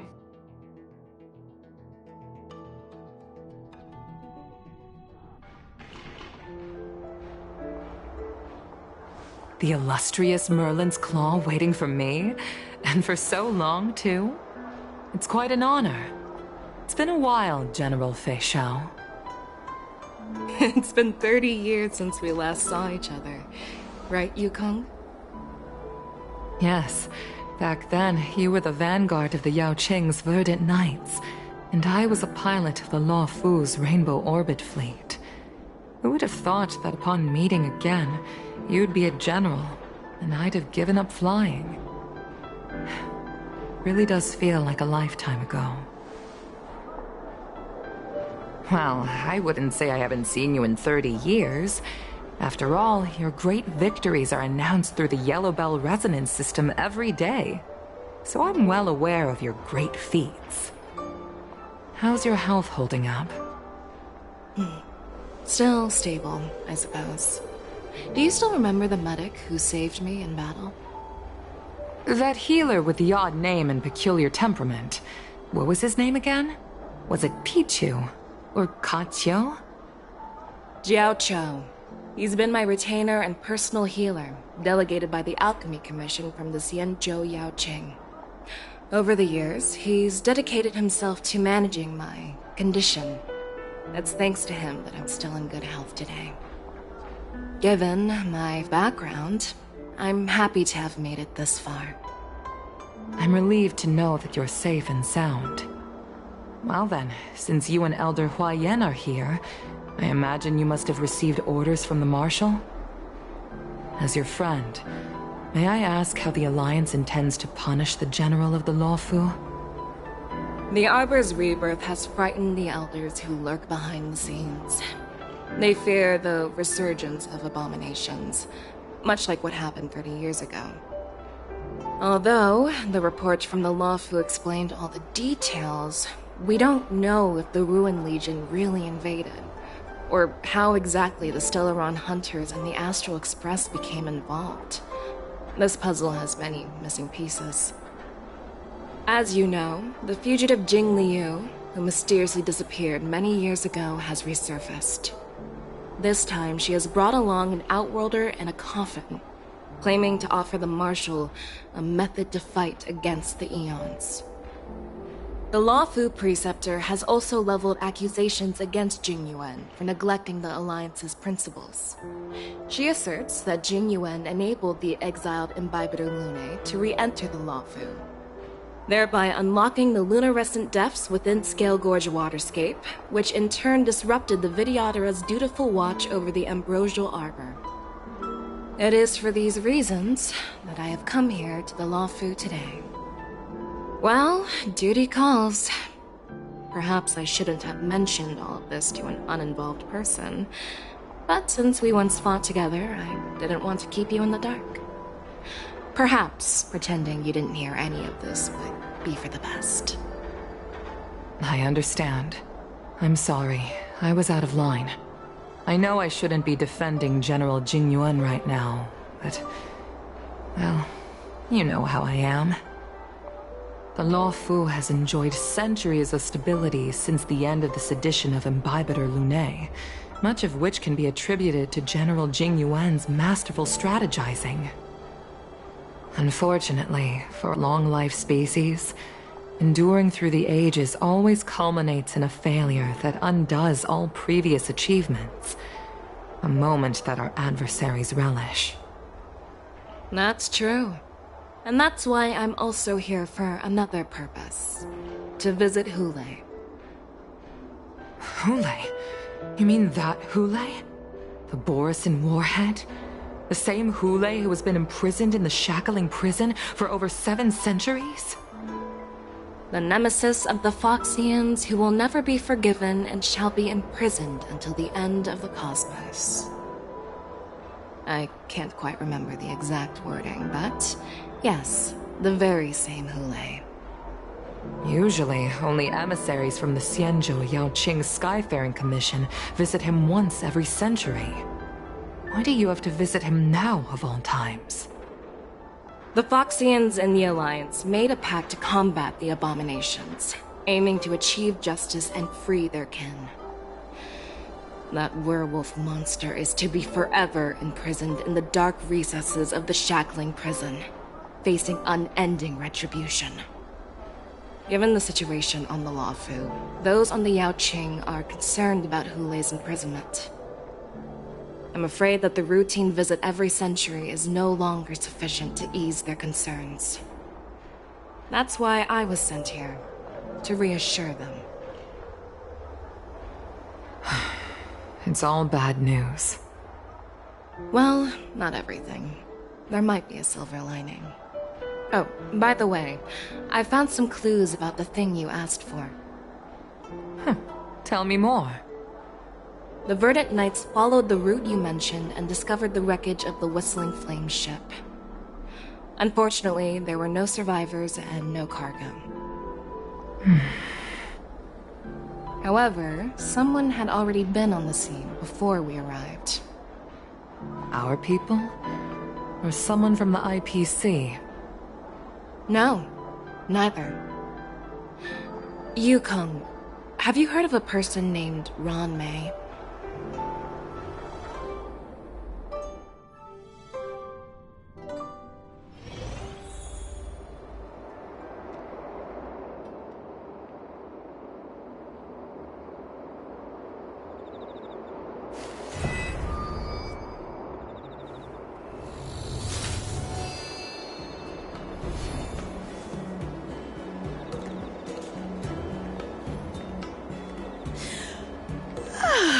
I'm still feeling sleepy. Did I oversleep? Where did March and Don Hung go?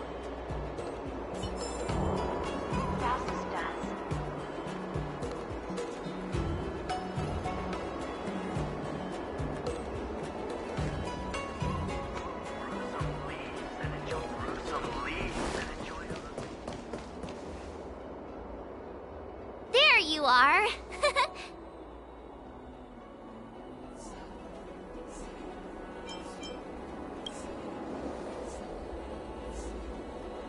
It's an honor to learn from you, Master Yanqing.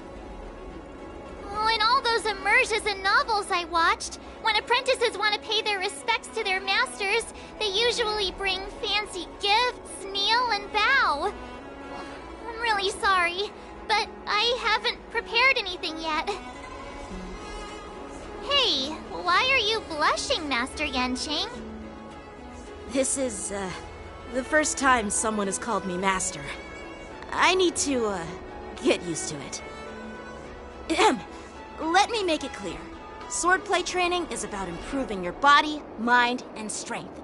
It's not a casual game you can master overnight. I promised General Huayan that I'd teach you Cloud Knight swordplay, so you can participate in the war dance and defeat at least one opponent. I'll do my best, but if you break your master's rules...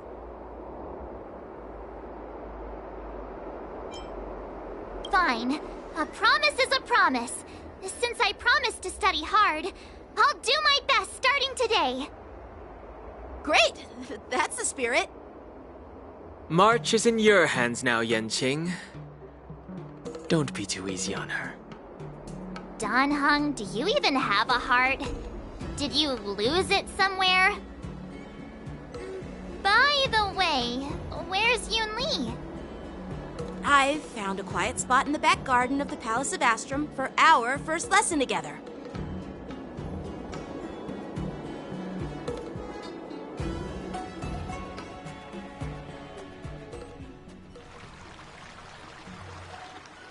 Seriously? It's the first day, and you two are already late? Why is everyone on the Luofu so laid back? So disappointing. Master Yun Li, you're already here. Sorry for keeping you waiting. Oh, wait. Were you trying to teach her in secret? That's sneaky. I'm just showing you what Luofu etiquette is all about. She might be my apprentice, but it's customary for the master to personally escort their apprentice to the place of learning. As the host, I'll be teaching Miss March the essence of Luofu swordplay, after which she'll emerge victorious in the war dance ring. You won't be complaining about Luofu swordplay then. Stand aside, rookie. Let me show you how we Ju-Ming swordmasters treat their apprentices. Quickly, over here, Miss March. This is a reverse mentorship gift from me to you. I hope you put it to good use. What's this? Xianzhou clothing? Oh, it's so beautiful! Sword practice requires precise movements. This outfit is tailored to fit perfectly and allows for smooth movements. I even added some small accessories. I put a lot of thought into it. You're awesome, Master Yunli! See? See? How can you compete with me? I'll teach March 7th the essence of Ju-Ming swordplay so she can win the contest with my sword skills. Actually, I've prepared something too. Huh? You have a gift for me too, Master Yanqing?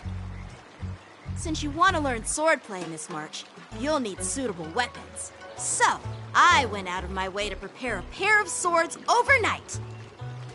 Unfortunately, I didn't have time to ask the craftsman to customize the swords for you. But I did my best to choose ones that look nice and are suitable for a beginner. I hope you like them, Miss March. Thank you, Master Yanqing!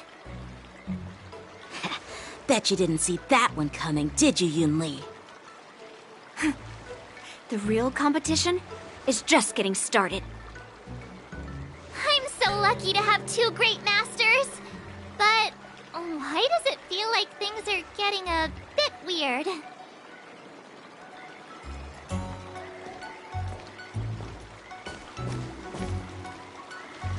So what do you think, Masters? Does this outfit suit me? Perfect. I chose it carefully. It's perfect for beautiful young swordswomen like you and me.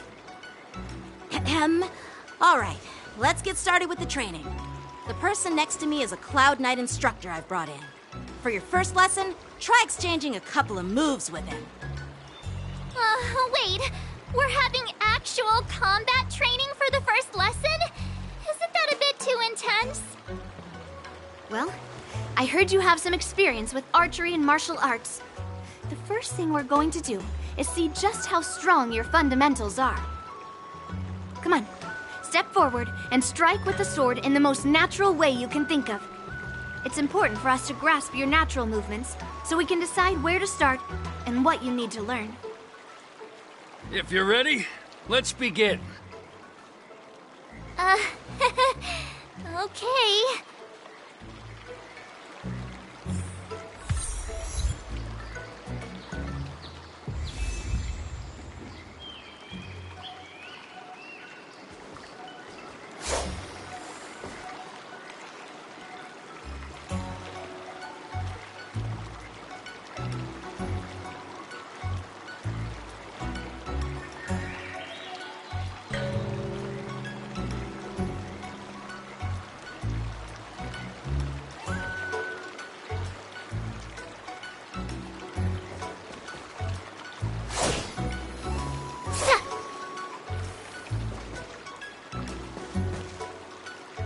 Are you ready? Yeah, I'm ready. But please go easy on me. Then I apologize in advance, Miss March.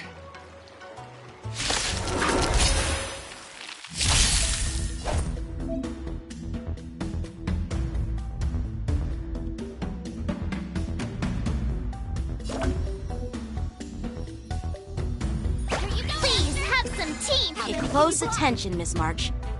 Luofu swordplay is all about being swift and agile in your movements. Right on time. Ignore him. Strength is everything. Again. Yes, you like this? Well done! Time for swordplay.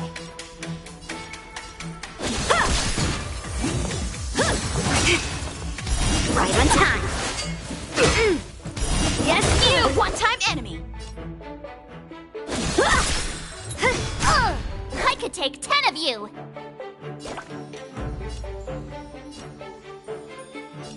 Nice job! Right on time. How many can you block? Blade and flight! Yeah! Ha! Awesome! Time to show you what I can really... Azure Dragon, White Tiger, less cards! Watch this! What are you mumbling about? Isn't this... sword technique? Shouldn't I be saying something cool? Strike with heart! You'll make good practice. With a true heart and focused mind. Here I come! Melt!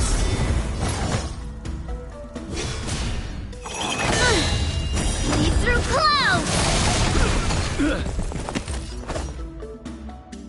Practice is over. Swords descend!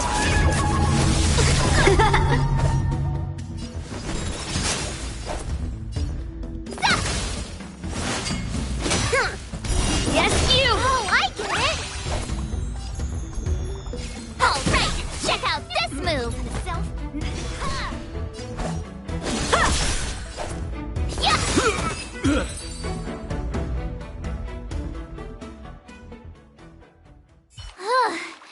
I didn't expect the first lesson to be so intense.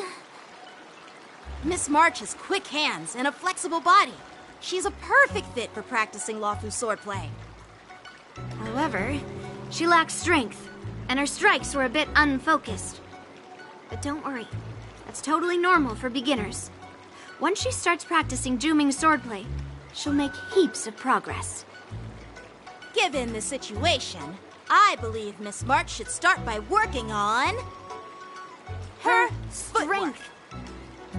Seriously, do you actually know anything about swordplay, or what? I could ask you the same thing! Dual swords require agility, so what's more important than footwork? Instead of focusing on her strengths, we should address her weaknesses. The drawback of wielding two swords is not generating enough force. What good is being quick on your feet if you don't have strength? It's not like we're dancing here. Skilled sword masters know how to play to their strengths and work on their weaknesses. Start with what you're good at, then tackle your weaknesses. That's the right way to learn. You're quite the theorist, huh? Theorist? You claim to be able to talk to swords. So what does that make you? A lunatic? Hey, it's only my first lesson, and you're already arguing. Come on, calm down, masters. I'll have to improve both my footwork and strength anyway, so it doesn't matter which one comes first. But it does matter. Just listen to me, March 7th. Aww.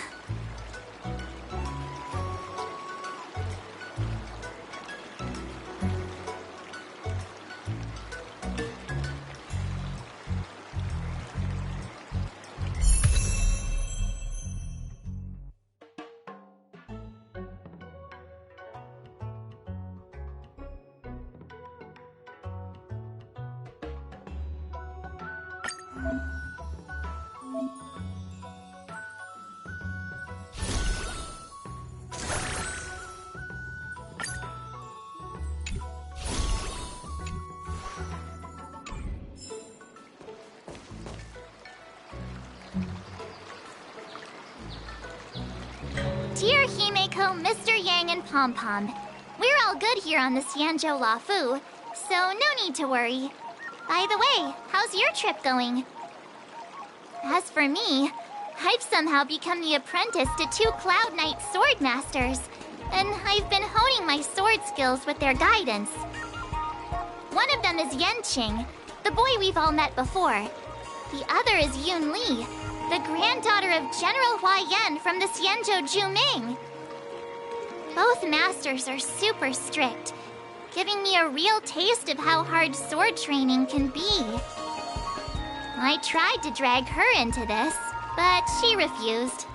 Then I tried to rope Dan Heng in, but Master Yanqing wouldn't have it.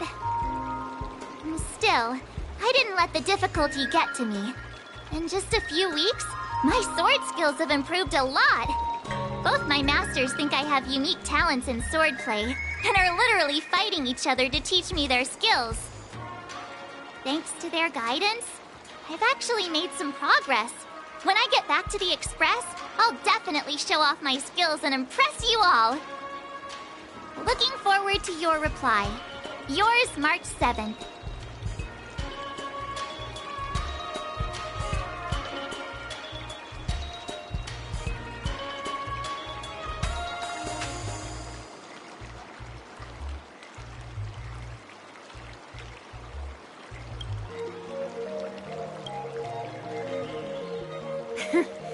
Well done. Let's call it a day.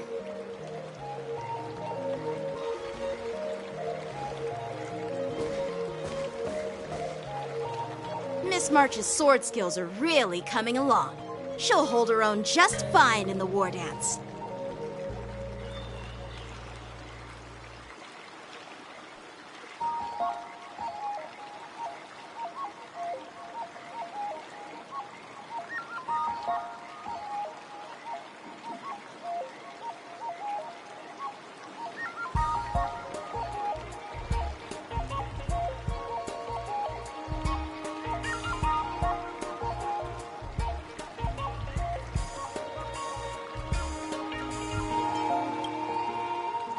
Just you wait and see. I'll show off my skills in the ring and win a match. I'll make both of you proud. Can you believe it? March 7th has actually become a pretty decent swordmaster in such a short time. Now I understand why Grandpa always had a grin on his face while training me. Are you sure he wasn't laughing at you? Oh, shut up! It's all thanks to your amazing guidance, Masters. Miss March, you're really getting the hang of wielding dual swords. If you're keen on advancing, trying out different Xianzhou blades can improve your touch. Oh, let me see. Which sword is the most powerful? Single sword? Great sword? Or maybe a flying sword?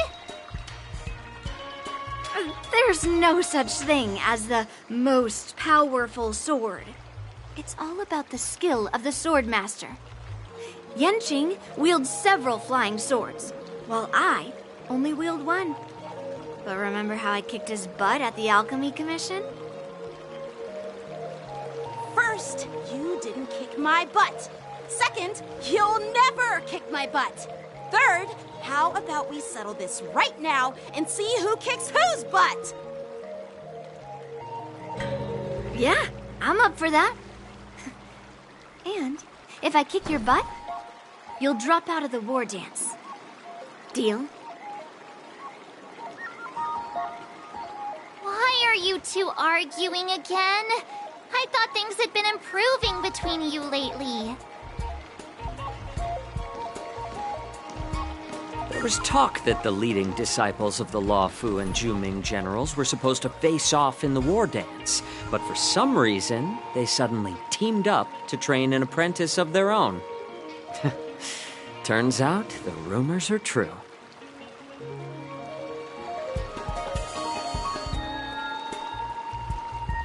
Tomorrow is the big day of the war dance. Shouldn't you two be focusing on honing your skills instead of teaching swordplay here? You're... Oh, that's right! You're the pink-haired fox from the Yaoqing!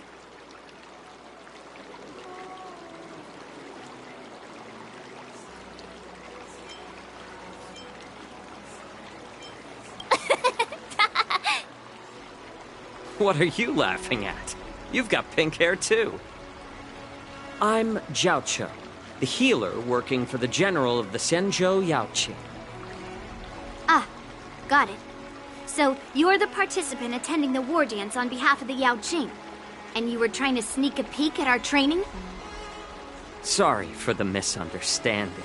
I don't know anything about martial arts. I'm just here on the general's orders to take care of some official business. I didn't mean to interrupt your training.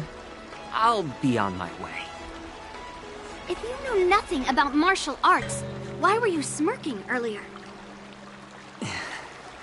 Well, my curiosity got the better of me, I suppose.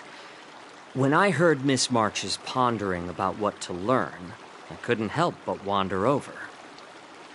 From my professional experience, cleavers, slicers, chopping knives, and carving knives are all just tools. Kind of like frying, sautéing, boiling, and deep frying in cooking. They're just ways for people to show off their skills.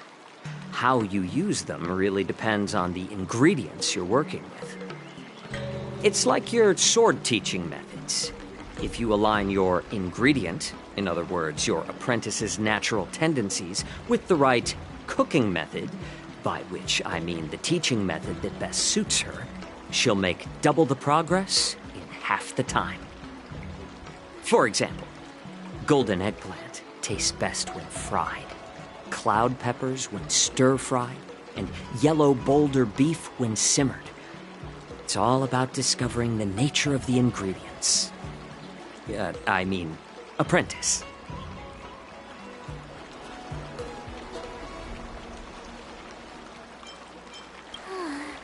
All this talk about food is making me hungry. Aren't you a healer? Why are you talking about food? Well, it's just a metaphor. The medicinal school I follow on the Senjo Yaoqing is called the Ranja School, that specializes in food therapy. So it's only natural that I know a thing or two about cooking. So, you're the general's cook? I'm a healer. But anyway, a cook who isn't interested in health doesn't make for a good advisor. Fine. Call me a cook if you want. Seeing the way you're looking at me, it's obvious you think I'm just some feeble academic who likes to blabber on about martial arts. But, in reality, I know a thing or two about killing. After all, the art of healing inherently encompasses both life and death.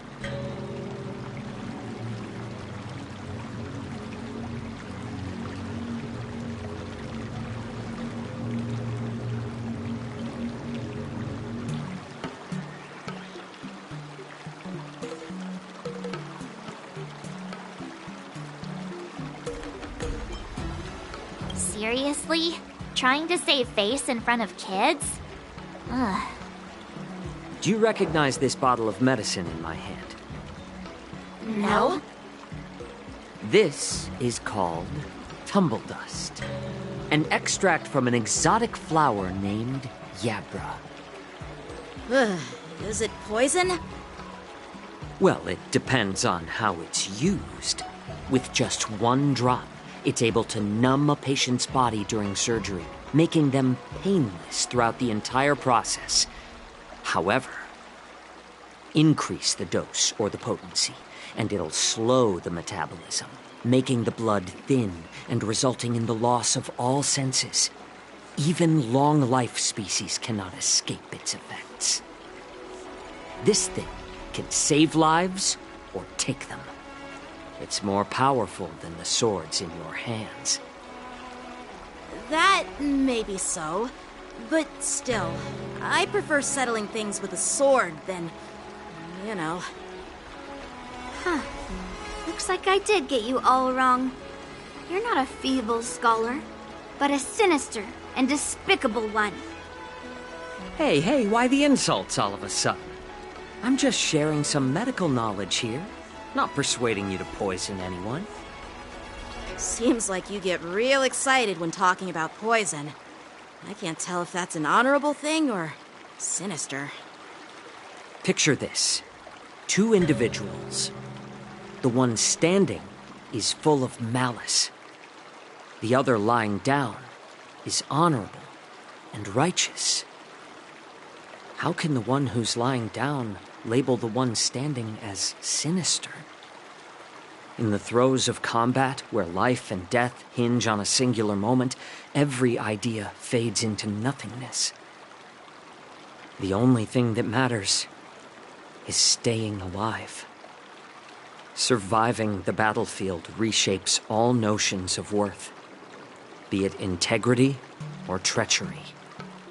In my eyes, their significance is negligible. Perhaps you've underestimated Yun Li and me, Mr. Jiao Cho. We may be young, but we've seen our fair share of war. Well, well. Then you should know that the war dance is nothing more than a contest. So why are you so focused on it? When I was appointed as the ringmaster for the war dance, I asked the general, we Cloud Knights are supposed to charge into the fray and slay enemies. Why do we have to swing swords in a ring just to please an audience? And this is how the general replied. To unsheath your sword in a ring is no different than on the battlefield, as your sword reveals the might of all Cloud Knights. The war dance is the perfect chance to showcase martial virtue and forge alliances from all over the cosmos. When we unsheath the sword without drawing blood, we not only display our might, but also the martial virtue of the Cloud Knights. That's quite an insightful statement, Yanqing. Well, my apologies for being so short-sighted. I've been on the Luofu for quite some time, but I haven't had the chance to see the ceremony venue for myself yet. Hearing you speak so highly of it has piqued my curiosity. Would you mind showing me around? You want to see the Sky Splitter ship where the war dance will be held? Let's go! I bet Yun Li and Miss March haven't seen it either, right? Well then, I'll give you all a tour.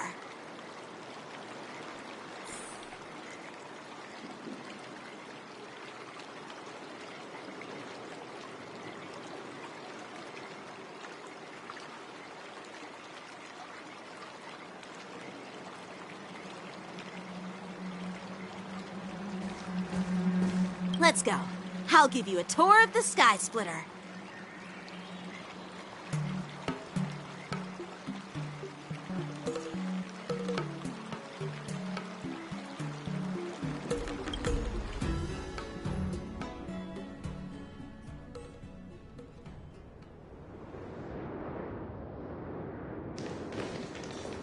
Looks like a lot of other visitors have also come to catch a glimpse of the Sky Splitter.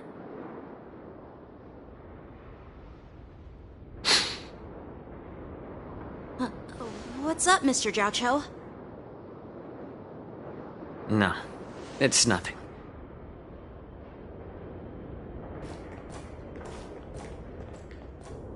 Do you see that airship in the distance? That's the Sky Splitter, the venue for the war dance ceremony. It doesn't look all that impressive from this distance. The Sky Splitter is actually a decommissioned Luofu military vessel. People aren't allowed on board until the war dance officially commences. Tomorrow, when the bell rings and the ceremonial cannons roar, I'll be there representing the Cloud Knights of the Xianzhou Luofu, standing in the ring, ready to take on challengers from all over the cosmos. Since I was a kid, I've been training in swordplay and the art of war under the general. Every day, I'd swing my sword 10,000 times, and then thrust it 10,000 times, repeating the process over and over. I understand that I'm not like other kids. I never envied the toys and freedom they all had. I never found sword practice boring or hard. Even in the thick of battle, facing down savage abominations, I never felt scared. Each day, I could feel myself getting stronger and stronger, and I racked up countless victories. It's the best feeling in the world. But then, I faced a really tough opponent. And just one slash shattered my confidence into 1,000 pieces. That's when I felt true fear for the first time. Maybe that's what Mr. Jiao Cho meant by life and death hinge on a singular moment. Every idea fades into nothingness. After that, I had to pick up the pieces and try to put myself back together. But no matter how hard I tried, I couldn't seem to find my old happy self again. I often ask myself, why do I wield my sword? If defeat is inevitable, why do I continue to fight? Is it to reclaim the joy of victory? To meet the general's expectations? Or to secure my honor among the Cloud Knights? While the general could teach me the art of swordplay, he couldn't teach me why I should keep on going. He said the reason must come from within myself. I've been struggling to find that reason. But after talking with you, Mr. Jiao Cho, I think I already have that reason in mind.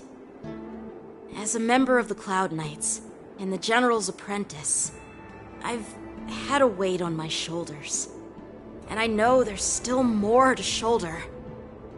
But when I wield my sword, it feels like I'm letting go of everything. I love the feeling of giving it my all, facing any obstacle in front of me, pressing forward.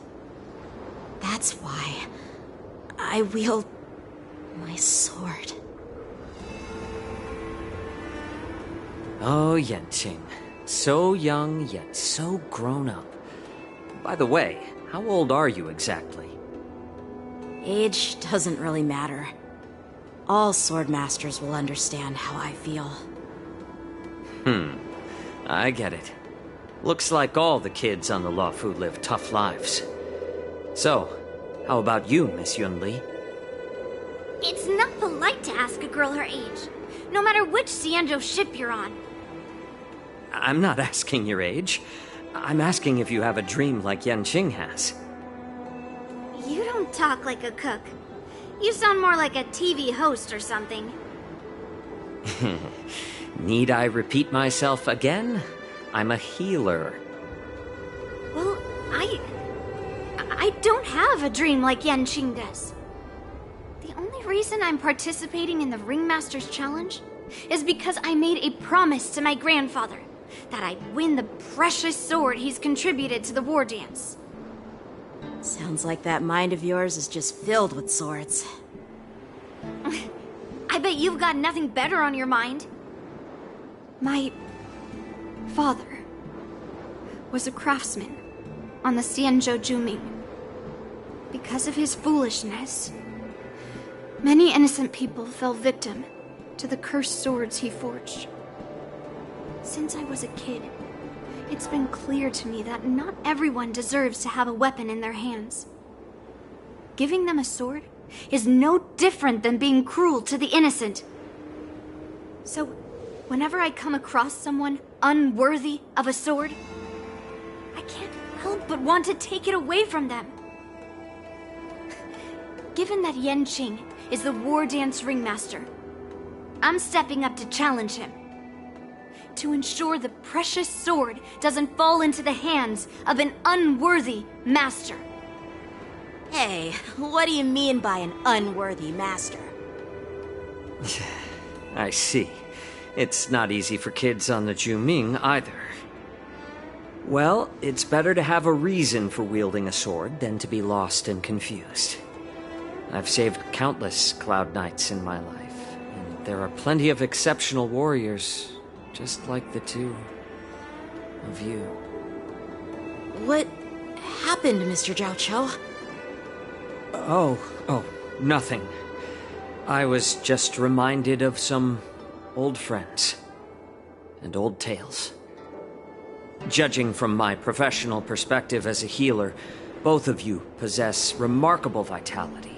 Your energies flow like raging fires and mighty gales. The upcoming fight will definitely be impressive. Well, we've seen the Sky Splitter and toured the Stargazer Navalia. I guess it's time to say goodbye for now. What? You're leaving already? But you haven't asked me about my dreams. I've been working hard too, you know. It's getting late, Miss March. Unlike you lot, I'm a grown-up bound by responsibilities and duties.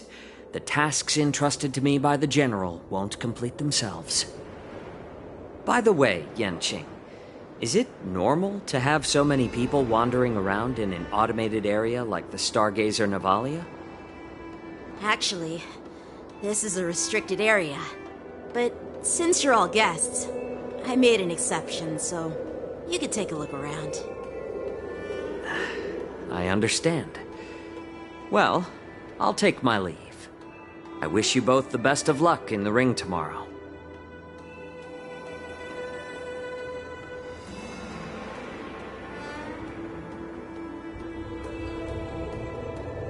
Seriously? I just spent so much time thinking about my dream, but he didn't even ask me.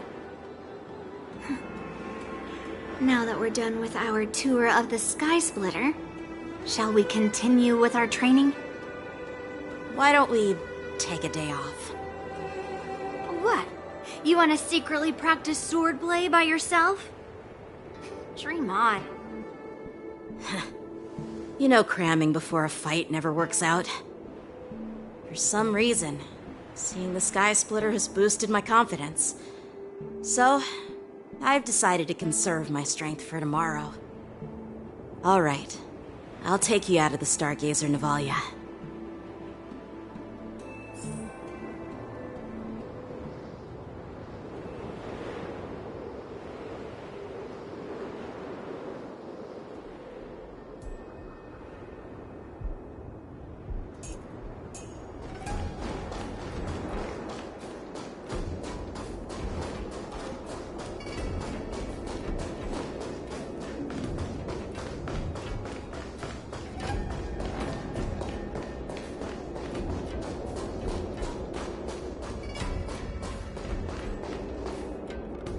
Just shut up, Red Fang! This is not a beast ship. I need some time to take care of things. You willingly donned the skin of a lowly beast to join this mission, dedicating yourself to our glorious cause. And now you're telling me you can't handle it? Do you realize how many ships we need? I'm doing my best, all right? It takes time to figure all this out. When the guns go off tomorrow, all eyes will be on it. That'll be our only chance. How's that? Who's there?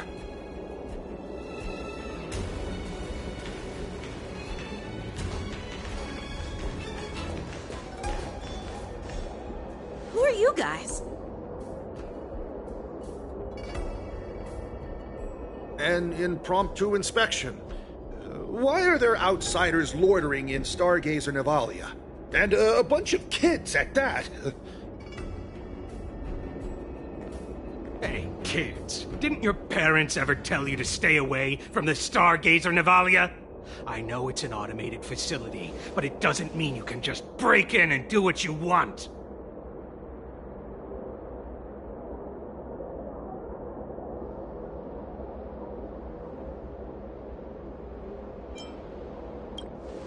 First of all, I'm an adult. Second, I didn't just break in. Yeah, we flew here on a star skiff.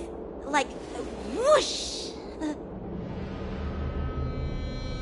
Well, I'm not trying to tell you off, but this place is off limits to the public, you know? Big sis, let's go. I want to play in Ever Hunt Planes.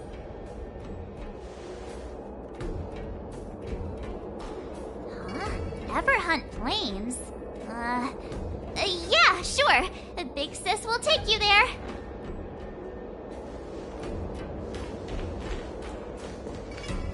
Shuha! You should have let me. Shh, the overhaul is done, and everything looks good. We should leave.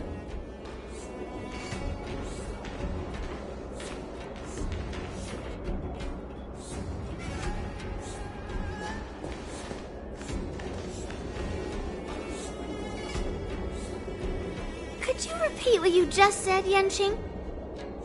What did I say? Big Sis, let's go. I want to play in Everhorn planes. Come on. Can't you read the room? Something is definitely off about the 3 people we just met. Yeah, anyone could see that. I just wanted to hear you say it again. That pink-haired fox tried to say something. I'm pretty sure he sensed something fishy. Since he's not familiar with this place, he just dropped us a hint. But you didn't seem to be paying attention at all. I knew that from the beginning.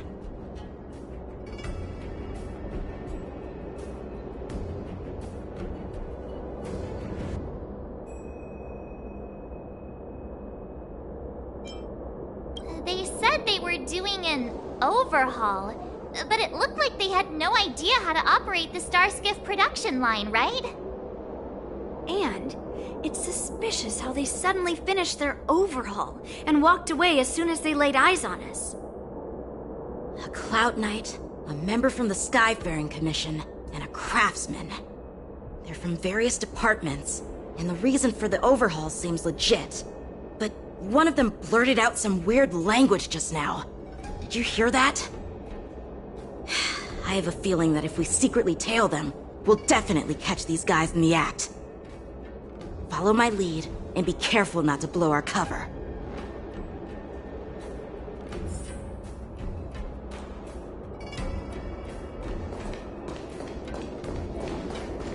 Never mind who they are. Let's just... Don't get too close, Miss March. They might spot you.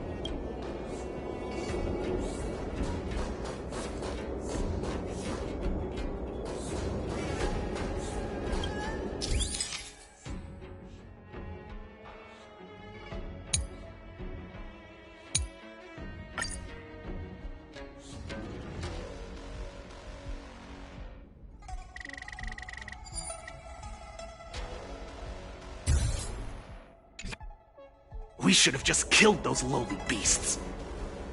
Those little brats won't take up much space. There are boxes all over this place.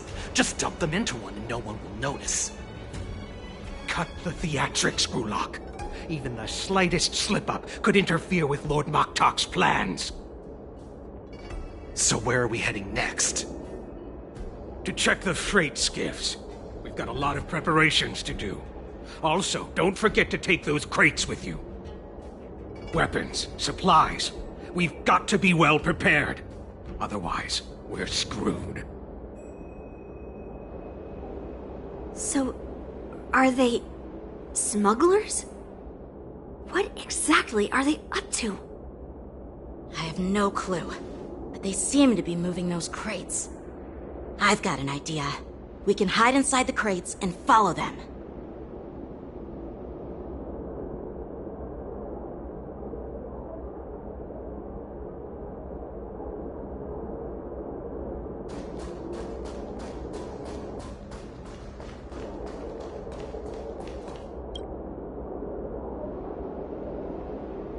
Ugh, it's so cramped in here. I can hardly breathe. Just hang in there.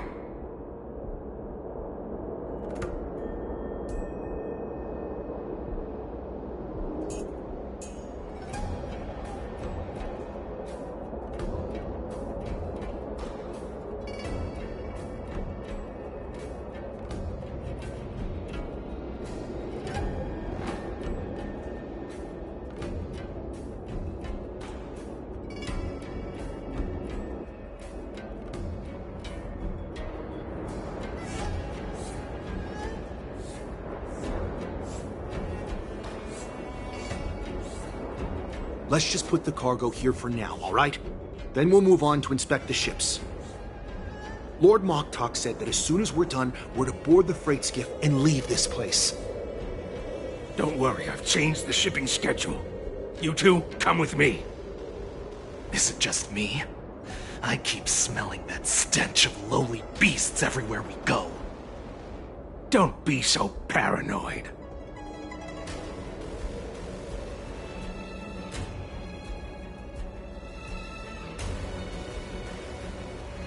Looks like they're planning to escape on the skiffs in Stargazer Navalia. They keep talking about their plans, but where do they come from? And what do they want to do on the Xianzhou? They're definitely up to something bad. Wait, they disappeared! Let's catch up to them.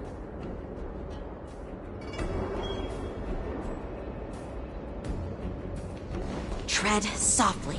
Breathe quietly. Did he spot us? Quickly, hide!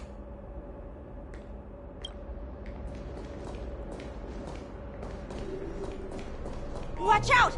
You're on high alert!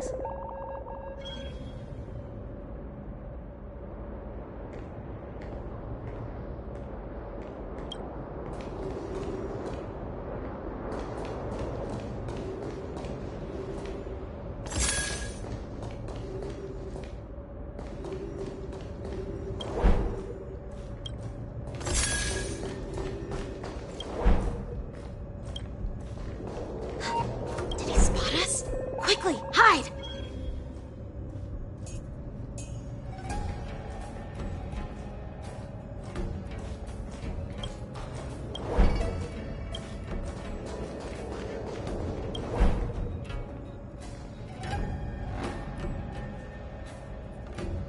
Don't be so paranoid. We're running out of time. Get over here! Shuhard, I'm coming!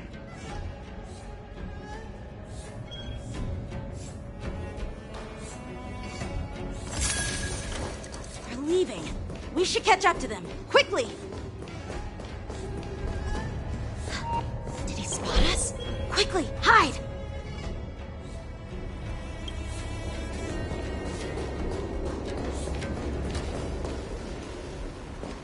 Watch out! You're on high alert! I knew some looks like those Why are they coming back? Quick! Don't be so paranoid. We're running out of time. Get Shuhard. I'm coming. Did he spot us? Quickly, hide! Looks like those... Why are they coming back?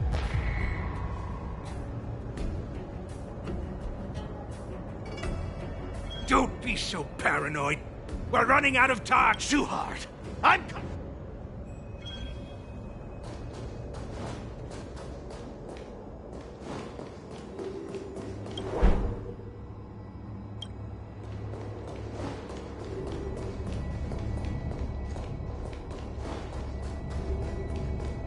Watch out! You're on high alert!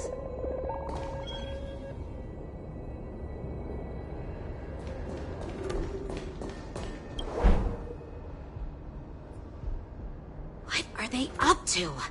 They're all wearing official uniforms, but I'm pretty sure they're not members of the Skyfaring Commission, the Artisanship Commission, or the Cloud Knights. This is way too suspicious. Never mind who they are. Let's just film them. That way, if they do anything bad, we'll have solid evidence against them.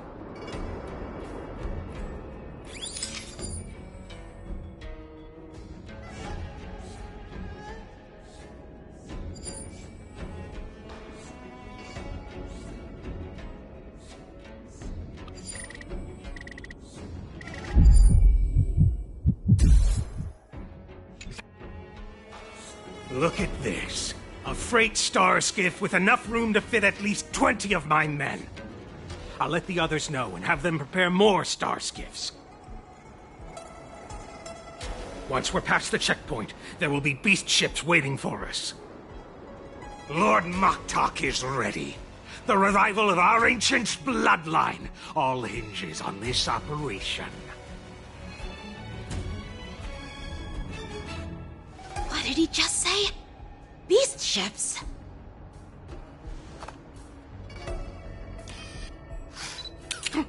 Who's there? It's those brats! I told you to get rid of them, but you didn't listen, you idiot! Wipe them all out!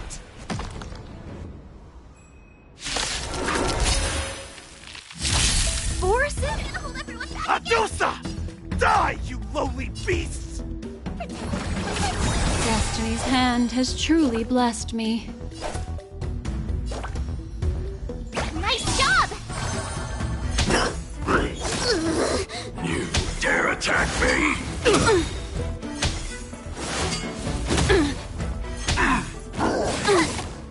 What do you want to know? Ill tidings manifest. Grace and elegance. Existence is unity. You'll make good practice.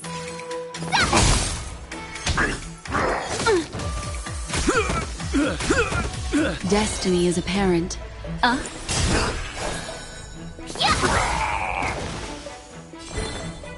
Get them!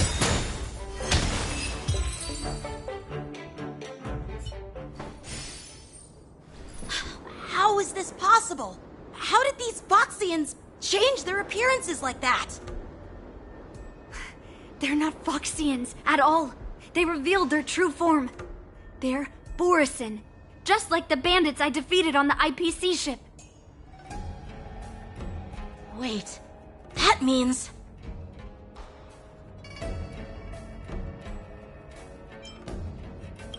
What kind of trick did they use?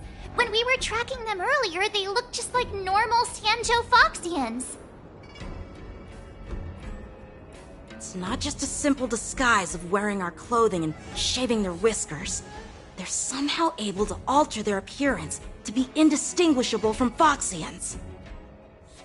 They even have official IDs for the Skyfaring Commission, the Artisanship Commission, and even the Cloud Knights? Let me check this fake Cloud Knight's tag. Maybe it'll give us some clues. Lujun, an officer of the Patrol Defense Squad? Wait! What's the matter? I encountered a patrol officer named Lujun before. It was a few weeks ago, when we were transporting the Borison prisoners. They can forge official identities and move around the Xianzhou without raising suspicion. Oh no, this is bad. Even worse. If you find one cockroach on the Express, it usually means... There are more Borison hiding on the Xianzhou. I bet their clan is much bigger than just stealing information. We've got to report this to the Seat of Divine Foresight.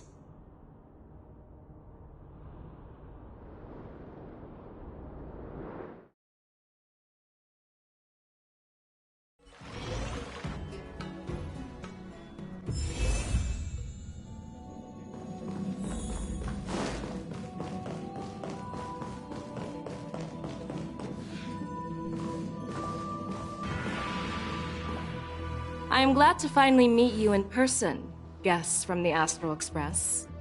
I'm Fei Xiao, the general of the Xianzhou Yaocheng. Let me introduce our guest to you. The one dressed in green. He's the reincarnation of Imbibitor Lune, and the person behind him is the newest member of the crew. I've heard a lot about you. Outside the reports from the Luofu, the Skyfaring Commission of the Yaoqing has also gathered plenty of information about both of you. I've been eager to meet you face to face for reasons that I'm sure General Jing Yuan has explained, right?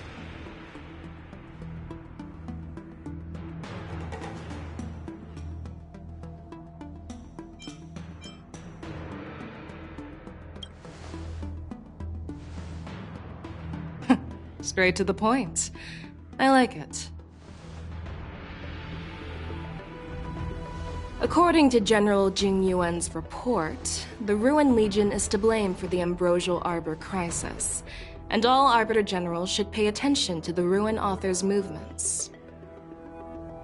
Over the years, the Destruction's minions have wreaked havoc on countless worlds, and the Alliance has been keeping an eye on them, but no one expected them to join hands with the remnants of the Abundance.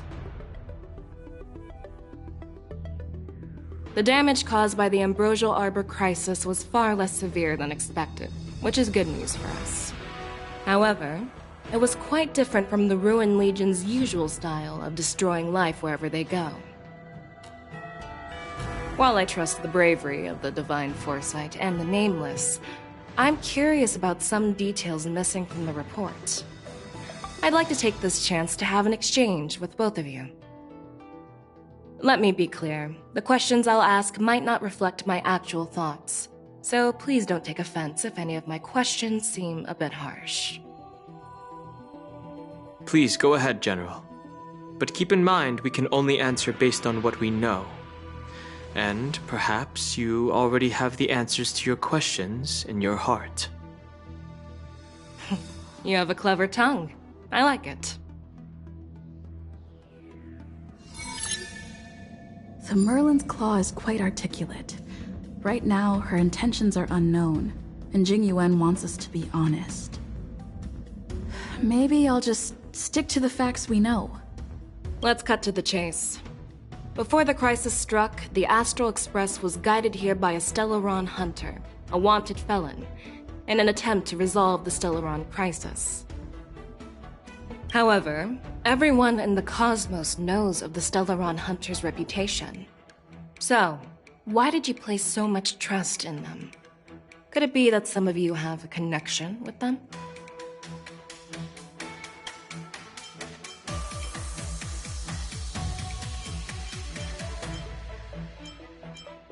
Rumor has it that Elio, the leader of the Stellaron hunters, possesses the power to see into the future. He foresaw that the Xianzhou and the Express would have important roles to play in the war against Nanook. That's why we were lured here to the Luofu, to deal with the Stellaron crisis and fulfill the prophecy. General Jing Yuan believes in this prophecy too, as mentioned in the report. I'm curious why you didn't question it at all. Could it be because one of the Stellaron hunters is actually an old acquaintance of General Jing Yuan? Please be cautious with your words, Merlin's Claw. Let's avoid sowing doubt among our comrades. That Stellaron hunter used to be my disciple, so are you putting my loyalty in question too? I'm simply bringing up the doubts about General Jing Yuan that exist within the Alliance. Since I'm representing them, perhaps you can just imagine me as one of those old geezers. Let's move on to the next question. The report suggests that Don Shu, the master of the Disciples of Sanctus Medicus, colluded with the Lord Ravager and used the power of the Stellaron to resurrect the Ambrosial Arbor. But here's the thing. Don Shu was just a chief alchemist. Even if she colluded with our enemies and summoned the Stellaron, how did she manage to bypass the Vidyadhara guards around the Ambrosial Arbor?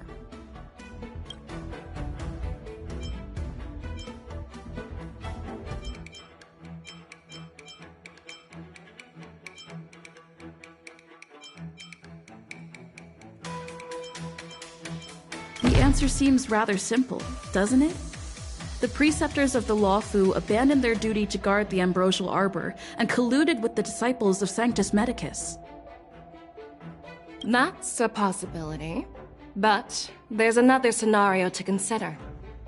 General Jing Yuan brought back Mr. Don Hung, who had been in exile for a long time. I never intended to trespass on the Xianzhou ship, but... If you had no intention to trespass, then why did you return to the sea? I was concerned about the safety of my companions, so I had to act brazenly. Please don't worry, Mr. Don Hung. If someone must be held accountable, according to the report, Lord Ravager, she disguised herself as...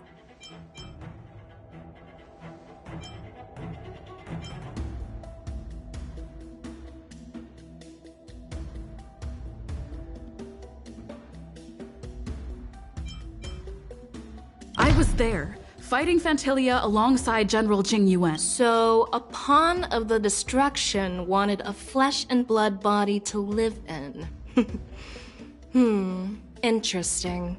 That's quite a new perspective.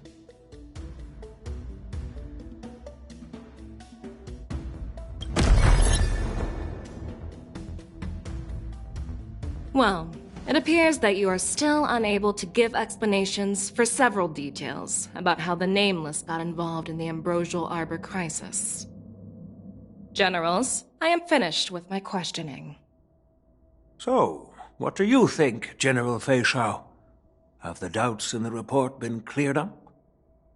The two Nameless have been honest in their answers. Even though there are some tricky details, my intuition tells me there is nothing wrong. However, the 3 questions I posed earlier were not just for the Nameless, but for you too, General Jing Yuan. First, the disciples of Sanctus Medicus grew uninterrupted on the Luofu, yet the 6 charioteers were not aware of it. That was a dereliction of duty. Second, you believed in the Stellaron Hunter's prophecy and entrusted outsiders to solve the crisis, even granting them access to the Plague Mark. That was a dereliction of responsibility. Third, you insist on holding the war dance right after the Ambrosial Arbor crisis, putting the Luofu back in the spotlight. That is a dereliction of wisdom. Merlin's Claw. Is this your line of thinking? Or the 10 Lords? From the moment I walked in, I made it clear that the questions I'd ask might not reflect my actual thoughts. The disciples of Sanctus Medicus were deeply rooted and had been plotting for a long time. I admit it was my negligence for not noticing it earlier. As for the Stellaron Hunter's prophecy, I didn't believe all of it, but in the end, the Luofu did survive the Ambrosial Arbor crisis. So, I think it's safe to say that Elio's prophecy about the future holds some merit. And as for the war dance, do you think I'm unaware of the risks? However, risks can also be opportunities. The Luofu has lain low for too long. I believe it's time to stir up the dregs hidden in the depths and wash them away once and for all. Just as I expected from our sophisticated divine foresight. You have a way with words. I like it. But, unfortunately, ever since the report was submitted, the Alliance has been filled with rumors and speculation. Even within the Luofu, there are people accusing you of neglecting your duties, resulting in the Ambrosial Arbor's resurrection. So what are your thoughts on all of this, General Fei Shao? As a fellow Arbiter General, I fully understand the difficulties of this position. Personally, I think all these rumors are meaningless drivel. Across the sea of stars, the divine foresight knows better than anyone else what happened on the Luofu and the meaning behind it. Just as what happened on the Xianzhou Yaoqing recently. You mean the Xianzhou Yaoqing is also... The scouts of the Verdant Knights have sent back reports that Borisin are making trouble again. The Borisin packs that were once divided and scattered have started swallowing each other up, forming larger and larger packs. Moreover, there's an entity named Mongus behind it all. An entity? According to the report, this entity isn't actually a Borisin. It's a woman claiming to be the messenger of the Master of Immortality. She's described as having 12 faces and 12 pairs of fangs, as cruel as poison and as elusive as quicksand. The Borisin believe she'll give them a chance to rise again. That's Phantilia. That's right. You're lucky that I'm the one who came this time. If it were the Patina Justice or the Seer Strategist, this conversation might not be so friendly. I've always had faith in my instincts, so I don't doubt your good intentions. But the Alliance has its fair share of questions and doubts about the Luofu. So, my plan is to come up with an acceptable answer to satisfy the Alliance.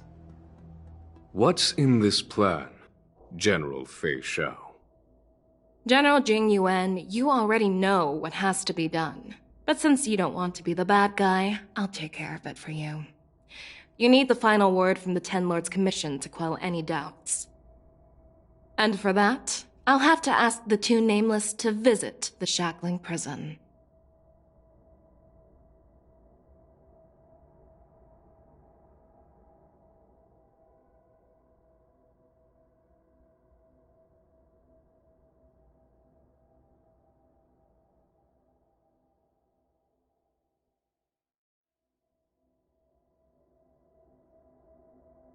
No, I'm not imprisoning you. While you're there, I'll ask a judge in the Ten Lords Commission's Interrogation Division to record a detailed testimony with the karmic mirror from both of you. We'll fill in the gaps that weren't covered in the report, and silence any protests within the Alliance. I'm okay with that.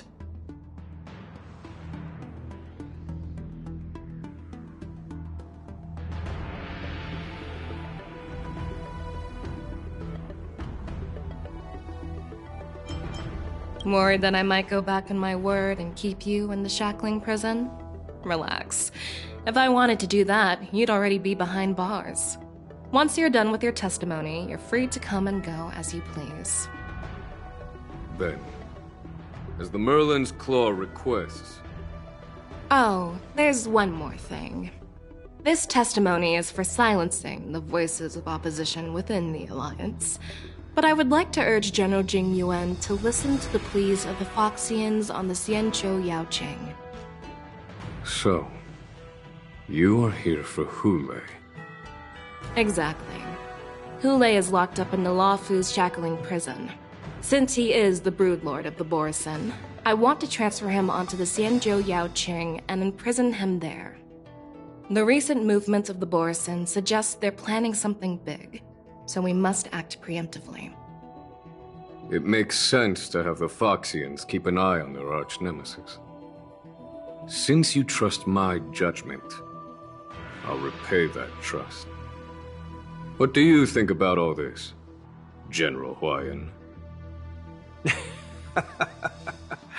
I was worried this would turn into a heated argument, but it seems like both of you are on the same page, solving each other's problems. I couldn't have asked for a better outcome. And as for Hule, I'll send my Lieutenants Zhao Chou and Moza to check on his condition in prison and ready him for transport. If there are no more questions, shall we get this started?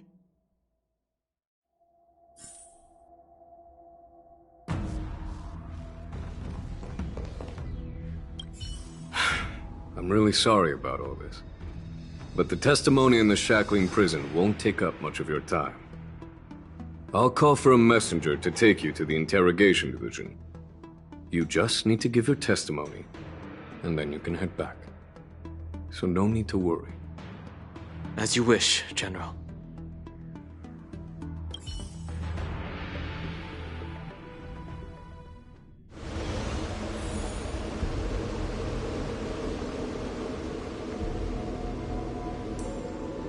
As General Jing Yuan requested, everything is prepared for your arrival, and I am here to receive you. The judges at the Interrogation Division also know your purpose in coming.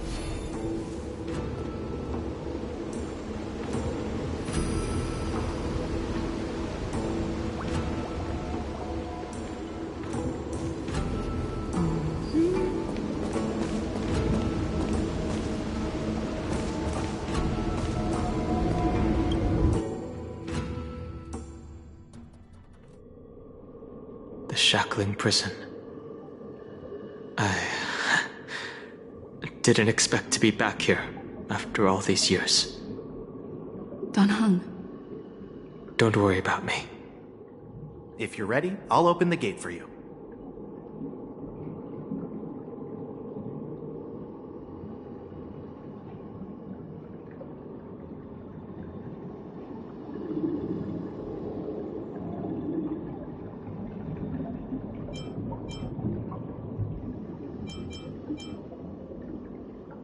Well, technically, the shackling prison is spread out across multiple delves, and the ancient sea is just where they overlap. Please, come on in, dear guests.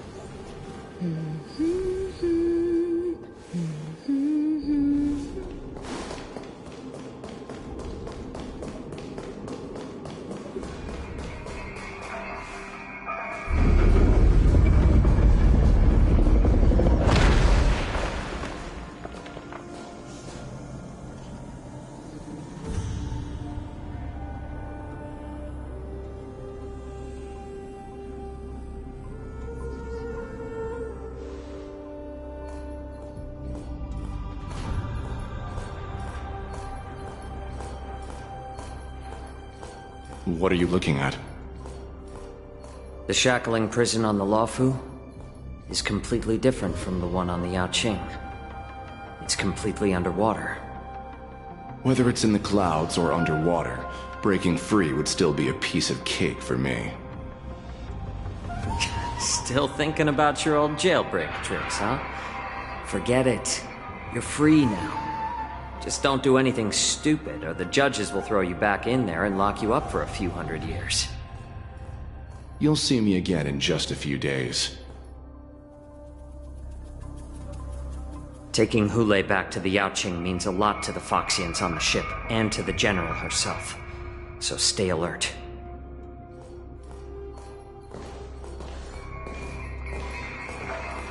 Guests, my name is Shui Yi, and I'm here on orders from the Incarceration Division of the Ten Lords Commission. We're Jiao Cho and Moza. General Fei Xiao sent us to extradite the Borisin criminal Hule to the Yaoqing.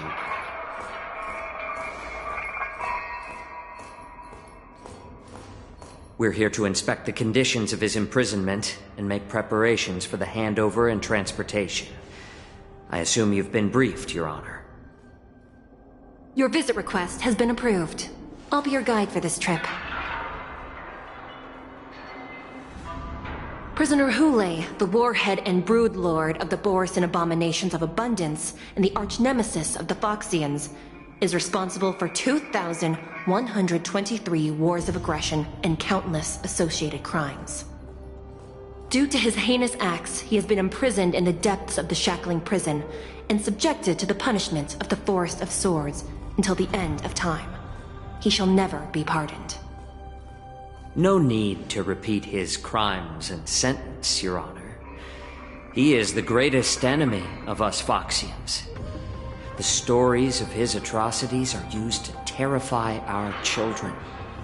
I'm well aware of every crime he's committed. Let's move on to the next step. When it comes to visiting criminals, there are rules in place to ensure your safety. I know you've heard legends about Hule since you were children, but your knowledge about him is likely very limited. Only the judges of the Ten Lords Commission truly know what kind of abomination is locked up at the bottom of the shackling prison. It has been centuries since Jing Liu, the former sword champion of the Luofu, captured Hule. And during all those years, we never provided him with any food. Yet he somehow managed to stay alive. It defies all the documented physical characteristics of the Borisin. The Forest of Swords, forged by the Punishment Division, is a device of intense torment, used to execute sinful abominations. Most Borisin die within 3 days in the forest, but Hule is different. Every time the blades pierce him, his body instantly heals. Despite the brutal punishment, he somehow manages to survive. The complex rules are there because of his abnormal characteristics. Do you understand now? I apologize for any offense caused. Please continue, Your Honor. I've given you the instructions regarding Hule's visitation. Please make sure you read them carefully.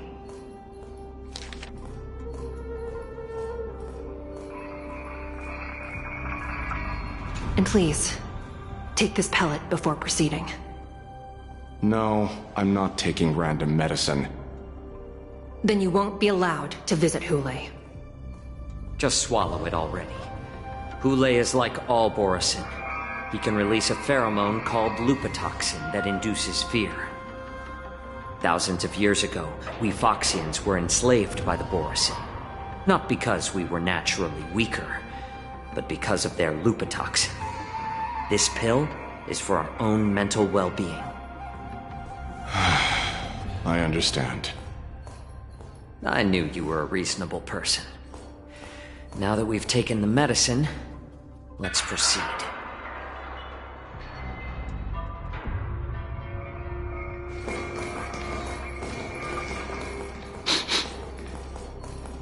Your Honor.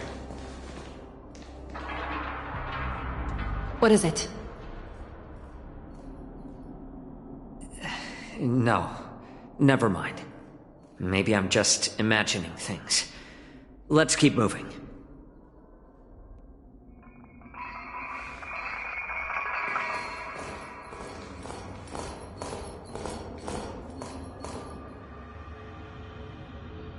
Here we are. Her Honor hasn't arrived yet. Please wait a moment.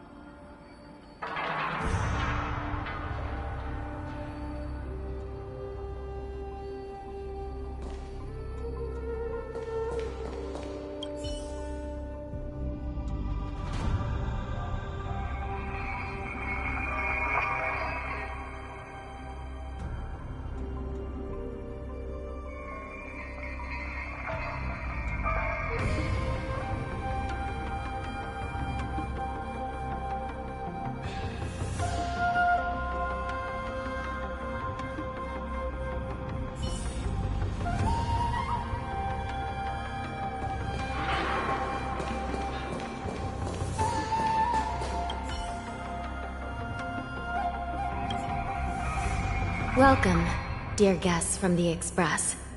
Judge Hanya of the Interrogation Division. We've met before.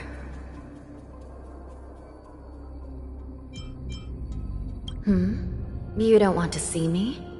Well, in that case, I can call in the judge who's an expert in acupuncture, or the one who's handy with axes and saws, or the one who knows all about whips and ropes. We've got plenty of options here, and we'll find one that suits your taste. Just kidding. We judges work in shifts, and it just happens to be my shift. Maybe we're destined to cross paths. Please allow me to express my gratitude to you again for subduing the demons in the Fixtral Garden. Looks like while March 7th and I were clueless, you already made many friends on the Shenzhou Luofu.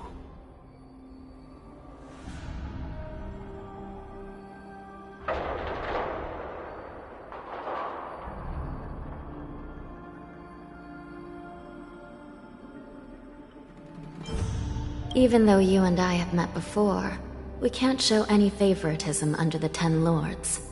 So, please do as I command as we head to Scrivener Hall and beyond. Don't do anything without my permission. This is not a place for ordinary mortals. You and Mr. Danheng, please come with me. Please lead the way, Your Honor. Please let me activate the mechanism before we all move forward. And please, watch your steps.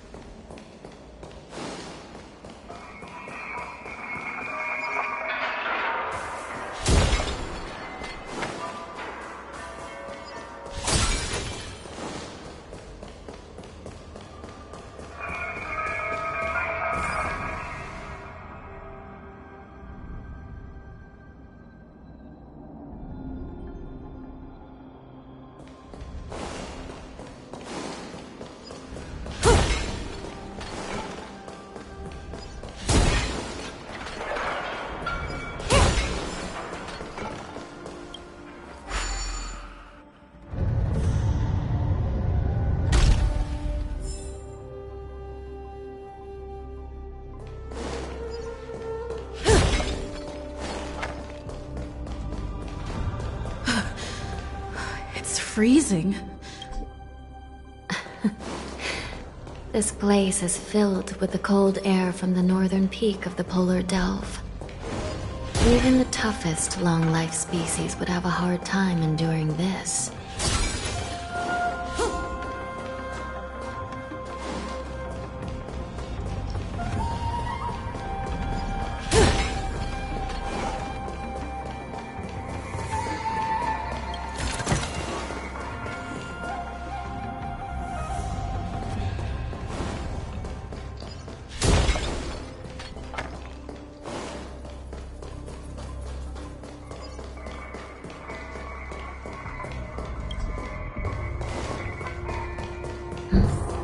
Did you hear something just now? Let me check it out. Ugh, what an eyesore. This place is packed with boxes and crates.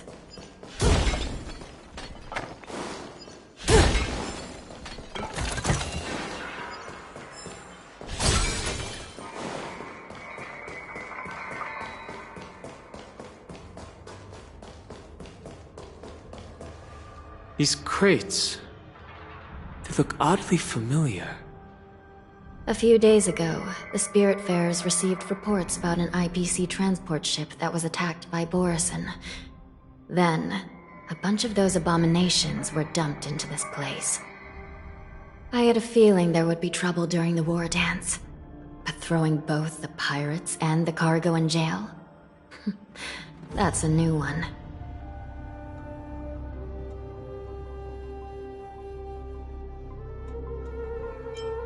I heard the Intelligentsia Guild crafted something dangerous.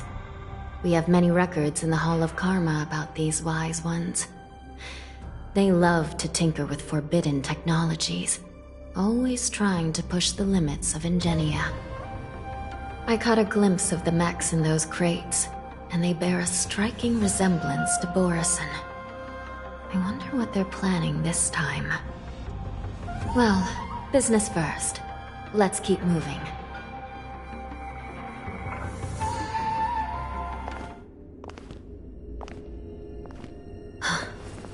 Strange. I don't remember checking the containment facilities a second time.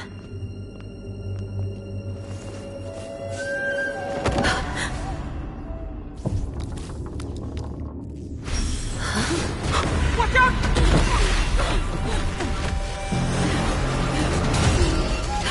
Emergency! All wardens prepare for action! Emergency! All wardens prepare for action!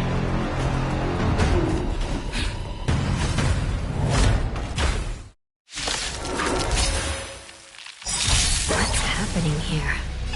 Why are these things moving on their own? Something's wrong. The guards aren't responding.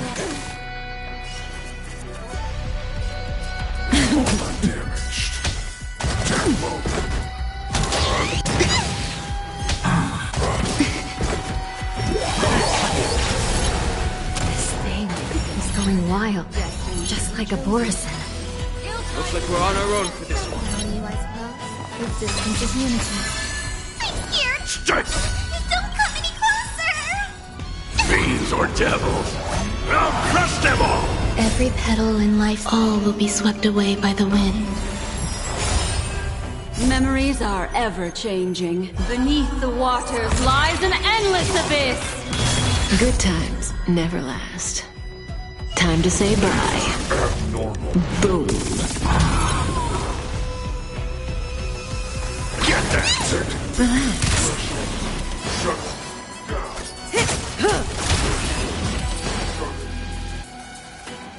But how is this even possible?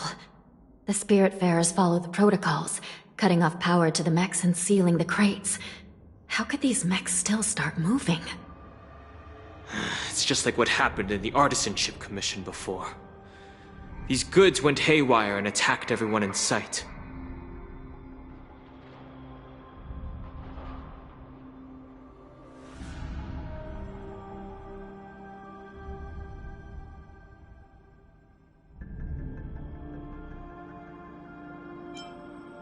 Something seems to be jamming communications within the shackling prison. It's probably these mechs causing the trouble. These things showing up in the shackling prison can only mean one thing. A prison break. And whoever delivered these goods clearly wanted them to go through the Xianzhou's strict inspection process to show the Skyfaring Commission and Cloud Knights how dangerous they were. They wanted these mechs to end up right here, in the shackling prison. If these things already started taking action while nobody was paying attention, then the whole prison is in trouble, I'm afraid. And to make things worse, another group of visitors just entered the depths of the shackling prison. The messengers from the Xianzhou Yaoqing. And the prisoner they came to visit might be the target whom these wolf-shaped mechs were delivered here for. If that vicious beast manages to break free, it will be a catastrophe for the Xianzhou Luofu.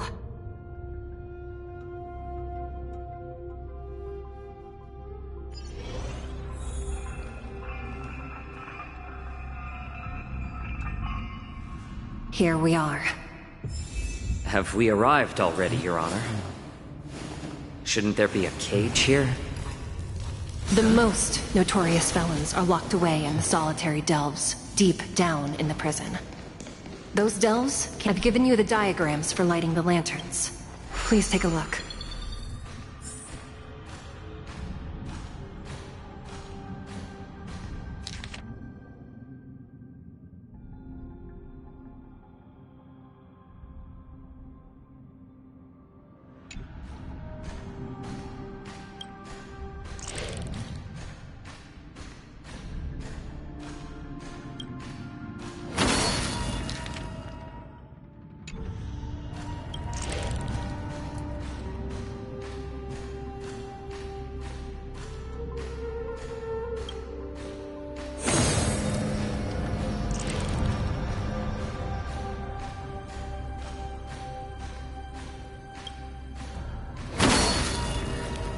Not bad. It could even use some more intensity.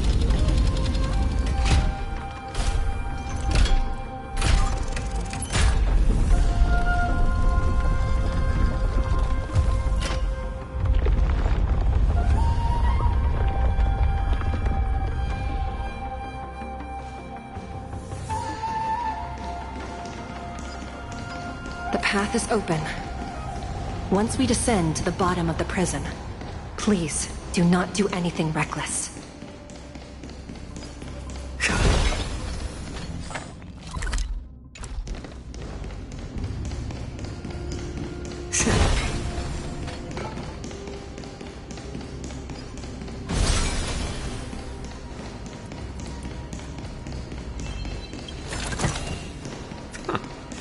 Why keep such good things so hidden?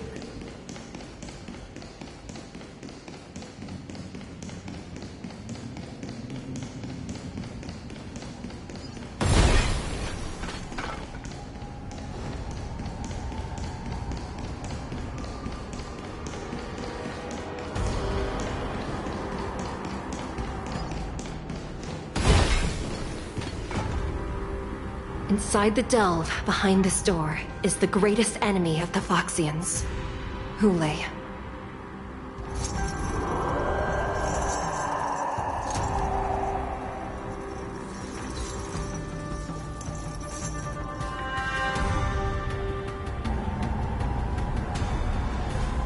According to custom, envoys from the Yaoqing visit the Xianzhou Luofu once every century to check on this abomination's imprisonment and condition. Even though the Ten Lords Commission sentenced Hule to the Forest of Swords, suffering every day for the rest of his life, I understand that the Yaoqing messengers want to see him dead. Unfortunately, for the past 7 centuries, they've had to return disappointed, because this beast simply can't be killed. If we can use his toxin to create medicine and save an innocent life, it might help balance out some of the sins he's committed.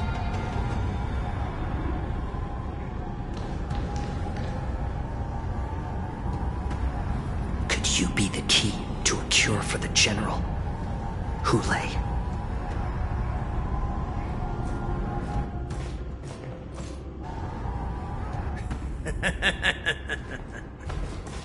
And once again, the envoys of the Yao Qing will leave disappointed.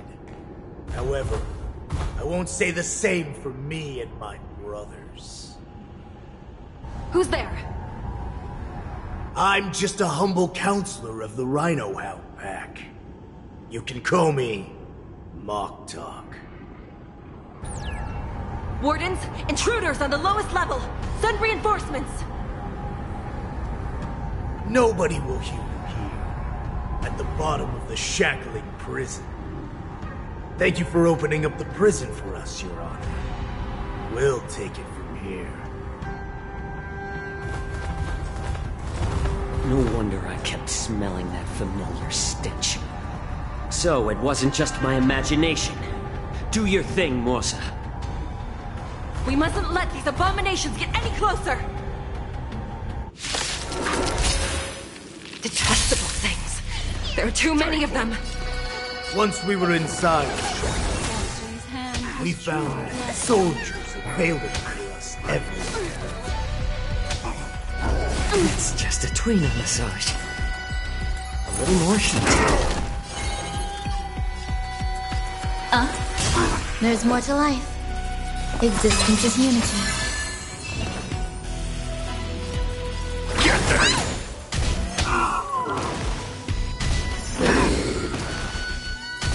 I suggest you surrender now. Of course. I'll still kill you. But I promise it'll be swift. Since you're already here, why not have a meal before you leave? Get them!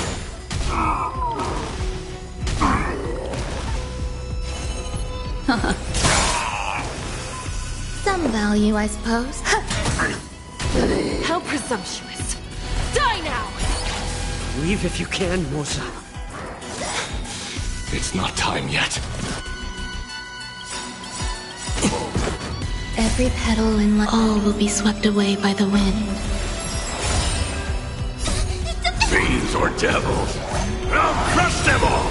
Memories are ebb beneath the waters lies an endless abyss! My back. How about letting the enemy strike first?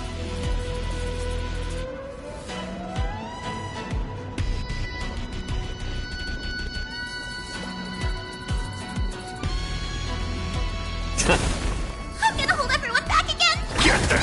Damaged. Ill fate descend! There's more to life. Eternal. Enjoying yourself? I'm honored by your presence. Since you're already here, why not have a meal before you leave? Detecting damage. Get them! Ill tidings manifest! Guard the gate! They can't be allowed in!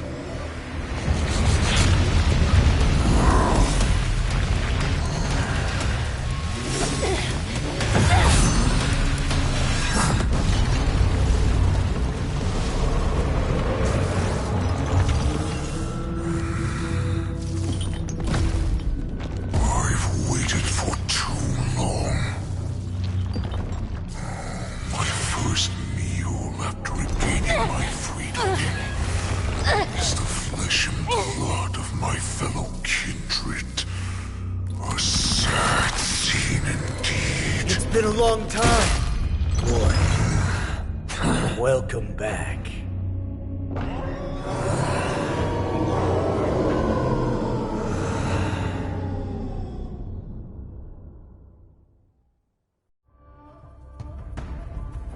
How many times has the old verdant home spun around since our last hunt? Duran's whelp. Tell me your name. Oh, great Hule, nemesis of the Foxians, and the hunter of all beings. I'm Moktok, a humble counselor of the Rhino Hound Pack.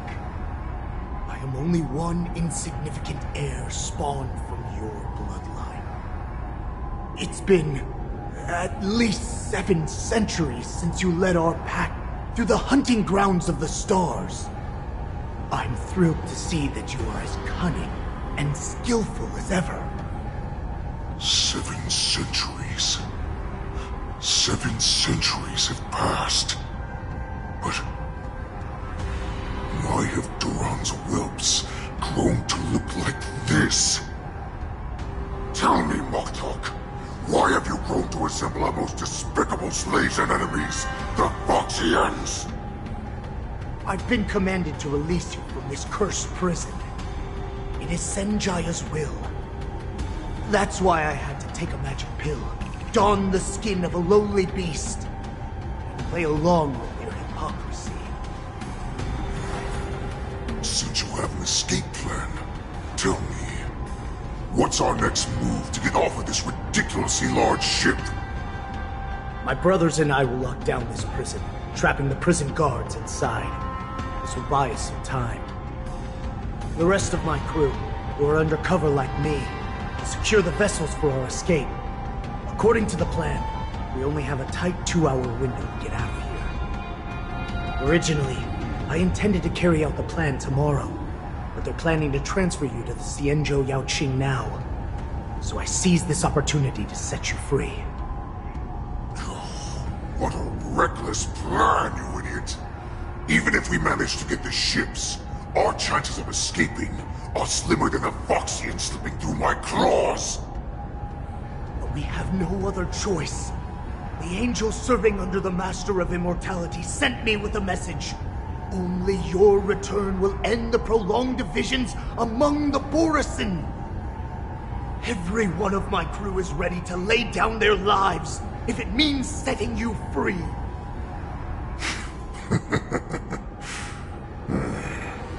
A sneaky weakling like you is actually showing some reckless bravery with this plan. Fine. You'll get what you want. And all of Duran's whelps will too. Well then, my lord. We should leave now. Before we go, give me one of those magic pills. My lord, do you seriously want to don the skin of a lowly beast? That would be a disgrace to your greatness, my lord. You idiot. Greatness means nothing without freedom. Once I get out, I'll need a disguise that won't raise any suspicion. As you wish, my lord. Is that Foxian slave my meal? No, he's an envoy from the Xianzhou Yaoqing. I plead you to endure him a bit, my lord, as he's more valuable as a hostage. Take him, guys! Time to move out!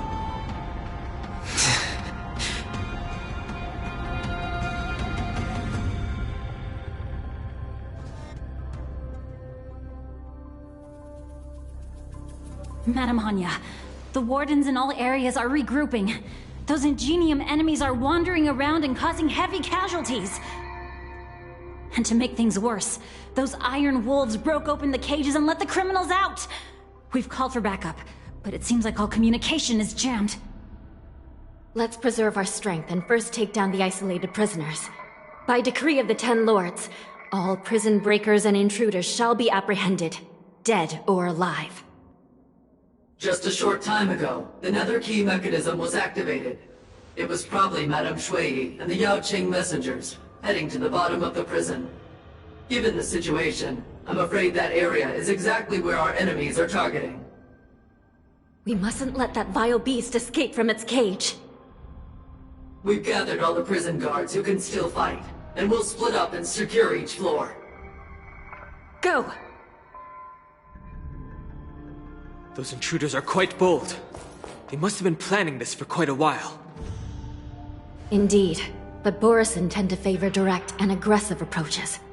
Crafting careful and precise plans like this is simply not their style. Let's focus on the current situation right now. Please help me.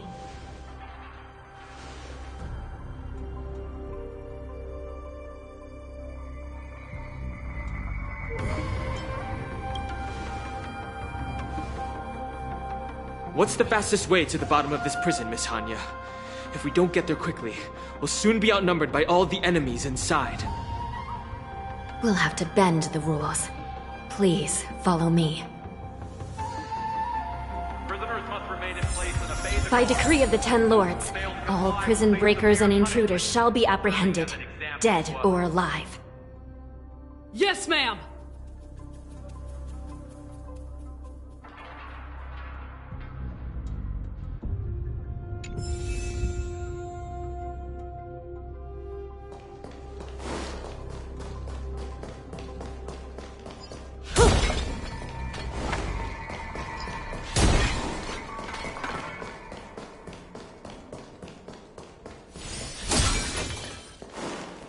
Hold your position here.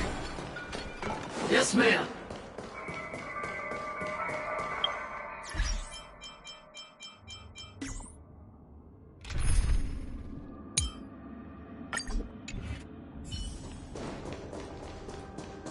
We need a few tools if we want to reach the bottom quickly. Follow me to the next floor.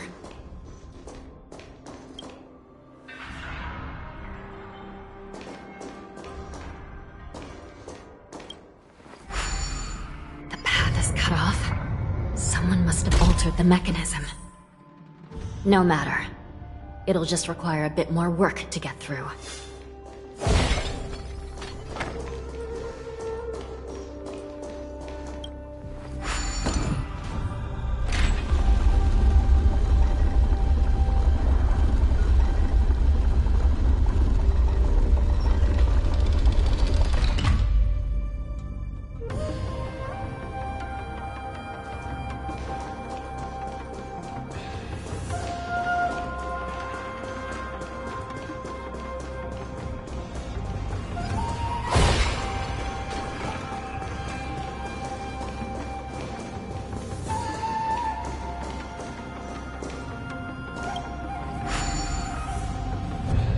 Some Spiritfarers occasionally use ingenia from the Artisanship Commission to navigate the treacherous terrain here.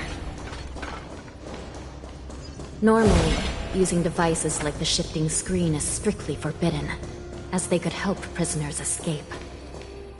But, given the urgency of the situation, let's just ignore the usual regulations.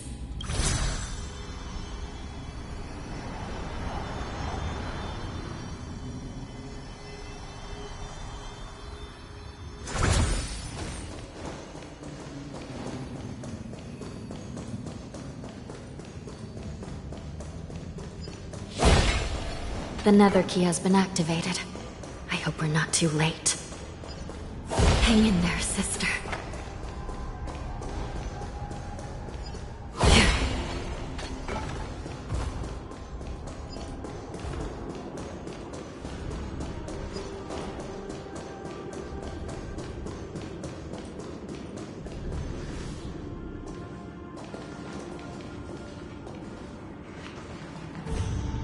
Looks like there was a fierce battle here not long ago.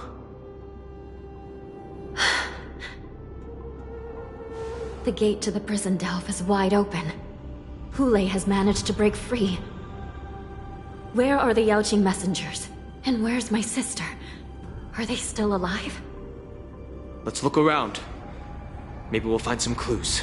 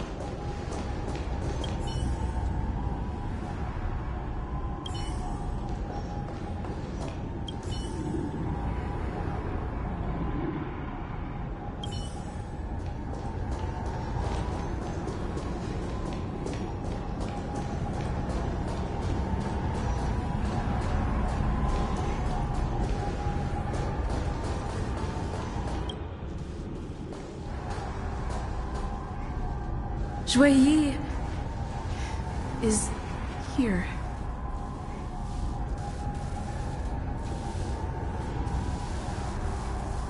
Miss Shui Yi briefly sacrificed herself.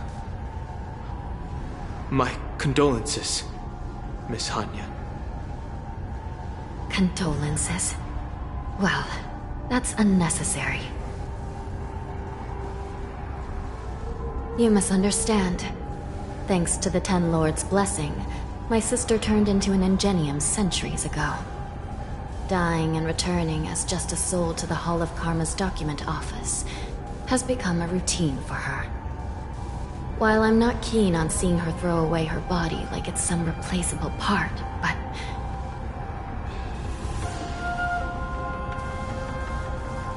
By the way, have you seen bodies that might be the Yaoqing messengers? One of them is a Foxian wearing exquisite clothes, and the other wears a dark cloak, like a fugitive. No. I haven't found any Foxian bodies. Only Borisin ones. So, the intruders and Hule are holding the Yaoqing messengers hostage. This is the worst situation. With hostages in their grasp, the prison guards can't do anything about the prisoners. If anything happens to the messengers, the relationship between the Yaoqing and the Luofu could be irreversibly damaged. We must rescue the messengers, get out of here, and spread the news. We mustn't give up as long as there's a glimmer of hope.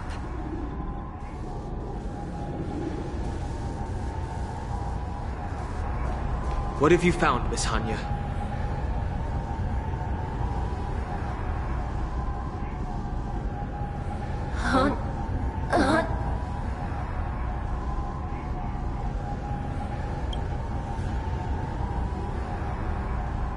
Reconstruct. It's my sister. Looks like her soul hasn't returned to the Hall of Karma yet. At such a critical moment, her death can give us information that we can turn into an advantage.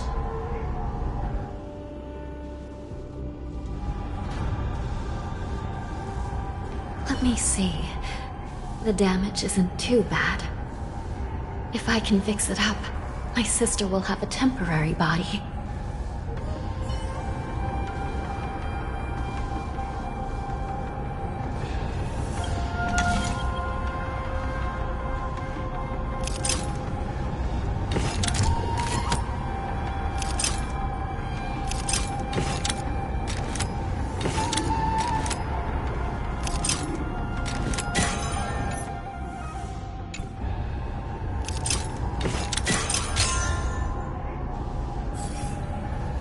Hanya, I'm back.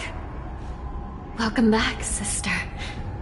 I don't know what kind of expression I should have at a time like this. Happy? Tears of joy? Forget it. I'm used to you coming back in all sorts of forms.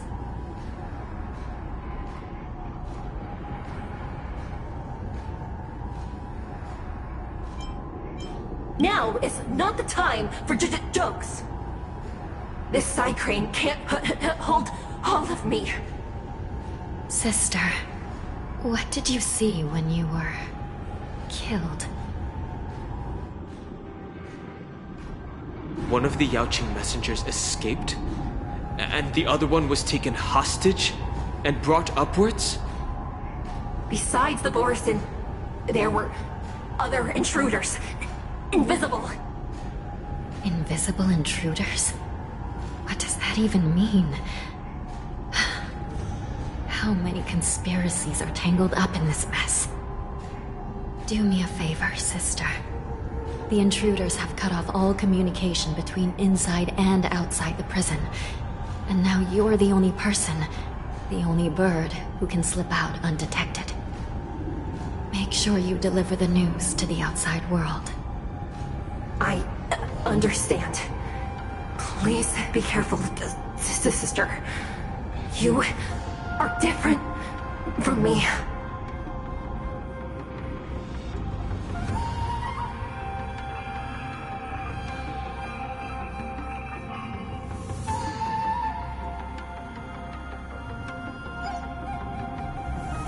Time is running out, Miss Hanya. If we keep delaying, those Borisin will escape from the prison. All right. If we happen to come across that Yaoqing messenger who got away... No. Stopping Hule should probably be our top priority.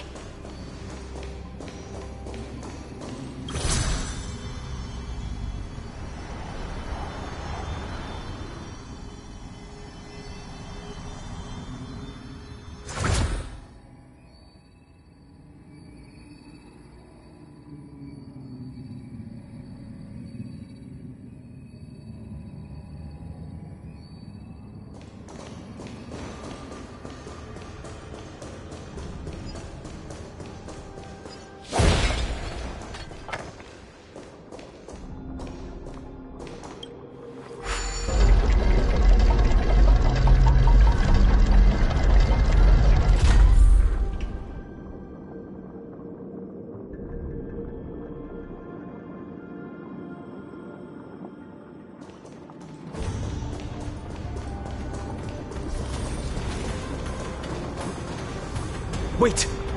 Something feels off. Something's approaching us. The invisible intruders? Watch your back! These abominations aren't prisoners from this prison.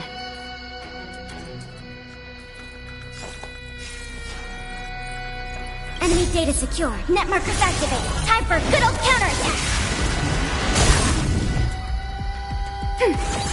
They came together. Converge and awaken.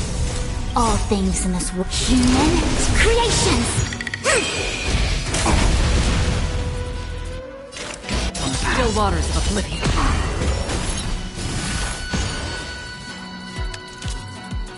Lend me your strength. Free will. We've or was entered it the fate? storm. To guard and defend. Crush them.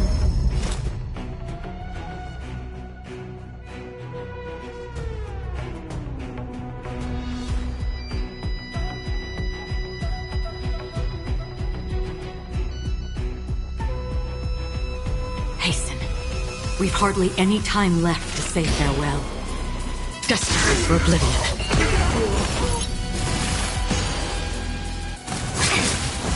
Commencing support. Ready for another?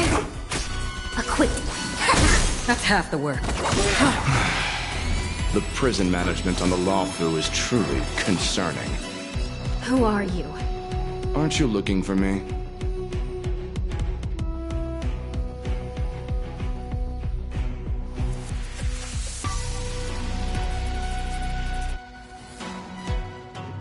Time to make a decision.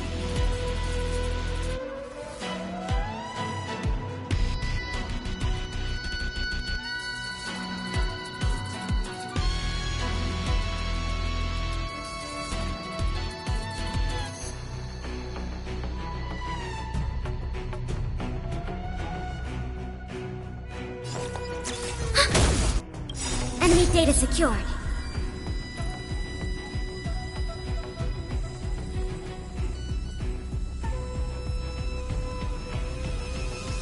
Net markers activated. Time for a good old counterattack.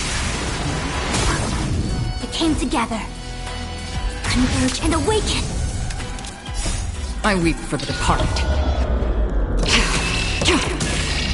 It too shall fall.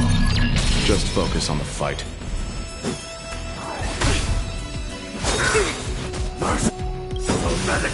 All things in this world. Human creations. Yin and yang. Enemy targets detected.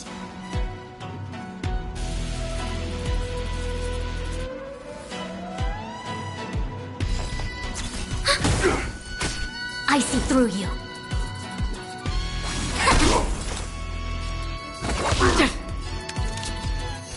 Lend me your strength. Another journey begins. I weep for the departed. It too shall fall.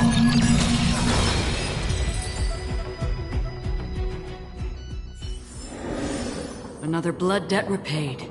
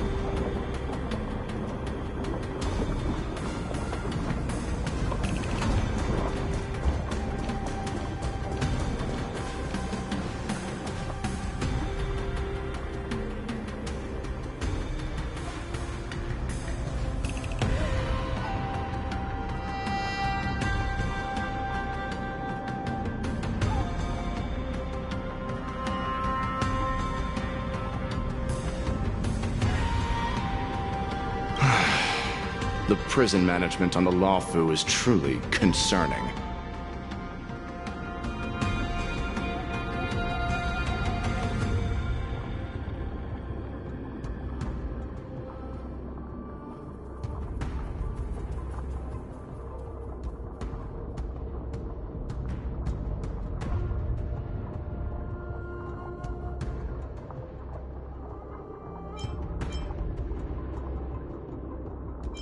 So what if I repeat it? It's the truth, after all.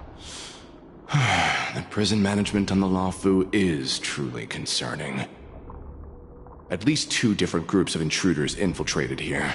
The wolf cubs and these Mara-struck soldiers. Their hiding technique, it's pretty similar to the wind mantle technique used by the Vidyadhara serving Kailorum Venti on the Yaoqing. What do you think? Well, never mind if you don't have any clues. Now is not the time to exchange assassination techniques. I'm Waza. My friend fell into the clutches of that wolf. I was planning to escape and report back as quickly as possible. But now it seems... The prison on the Luofu is a real maze, I must admit. Thank you for your help, Mr. Moza. We'll do our best to ensure your friend's safety. No. You can do nothing for him now. And you shouldn't be focusing on his safety at the moment.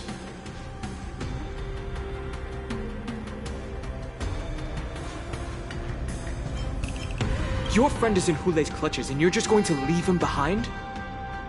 Look, I'm the Yaoqing General's guard, not his. I've seen how that giant wolf fights, and there's no way. Trying to save my friend will only get us killed. I don't know how you think, but I won't throw my life away for a lost cause. Listen up. I've been tracking these fugitives, and I know their next move. They're planning to seal off the entire prison to keep the outside world in the dark. The worst-case scenario, we are all killed by that giant wolf, and the shackling prison is sealed off. No one will know about us or about their escape until it's too late. And the best-case scenario...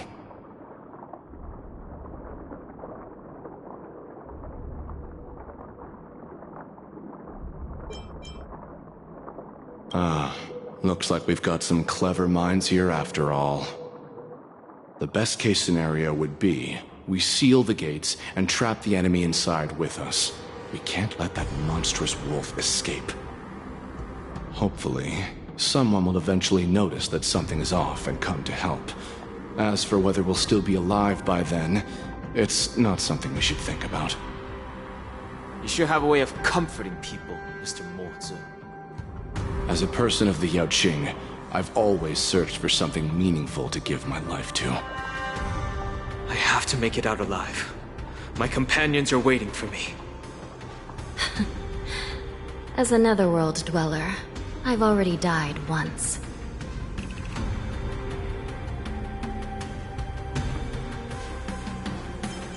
None of you are part of the Ten Lords' commission, so sacrificing yourselves isn't the right move. As a judge, it's my responsibility to guard this prison, and if someone should step up to stop Hulei from escaping, it should be me, not you. Once we reach the gate, I hope you'll help me seal it. After that, I'll do everything I can to fight the Borisin, and you find a safe place to hide and wait for reinforcements. Now, let's proceed upward.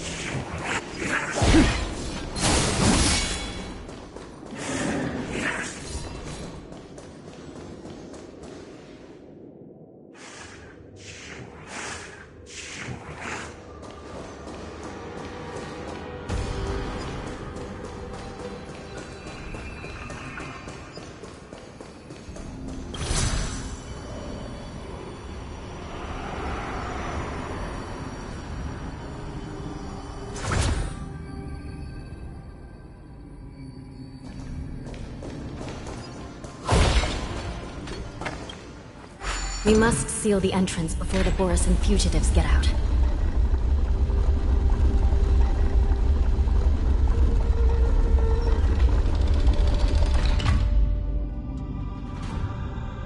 The prison wardens and mechanisms won't be able to hold them for long. Follow me.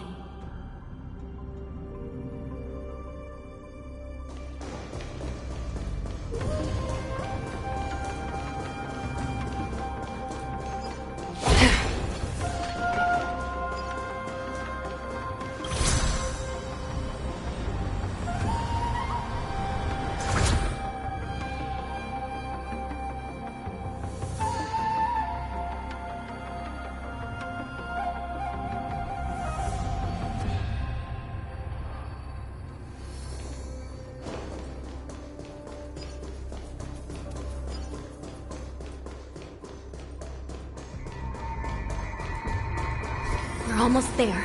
The gate is just ahead.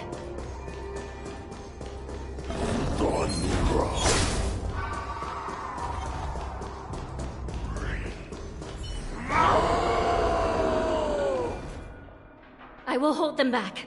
Don't let Hule escape.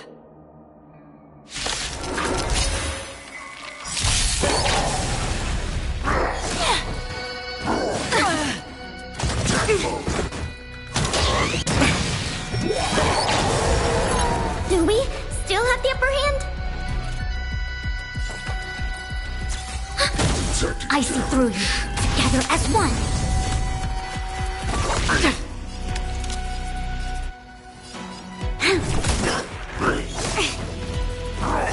Troublesome.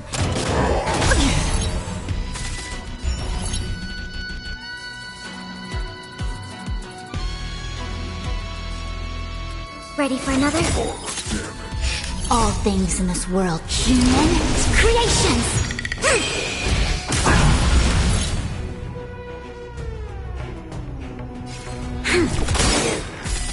Yin and yang! Equipped, we've entered the storm. To guard and defend! Crush them! Enemy data secured. Net markers activated. Time for a good old counterattack! I weep for the departed. It too shall fall.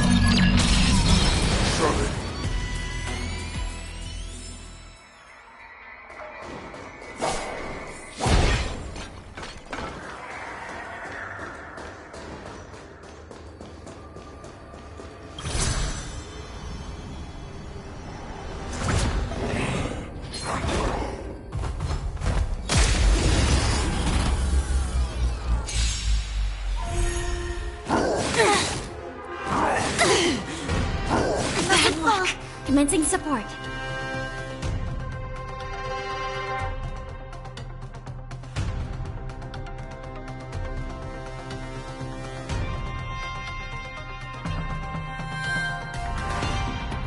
Time to make a decision.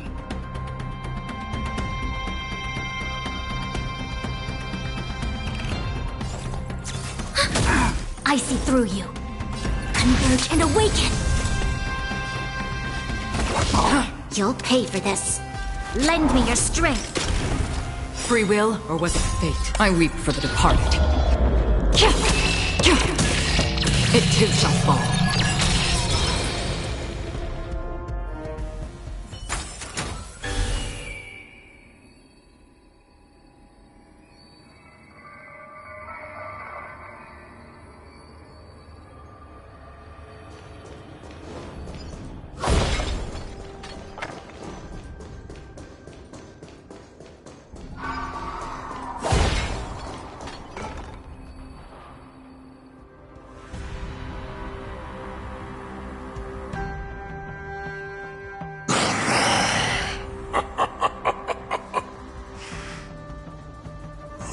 This brings back such familiar memories. Memories of chasing, gnawing, and tearing. Oh, they're back. They're back. They've all come back. My lord, we're just one step away from freedom. As we pass through the gate, no one will be able to stop us. So this hostage is useless now. Kill him, Moktok. He's getting away. Do something, Jiaoqiu. It's just like the old days, you useless loser. Just do something! Maybe this Yao Qing messenger can strike a deal in exchange for his life. He can use his status to help us escape from the Xianzhou. What do you think, Mr. Jiaozhou?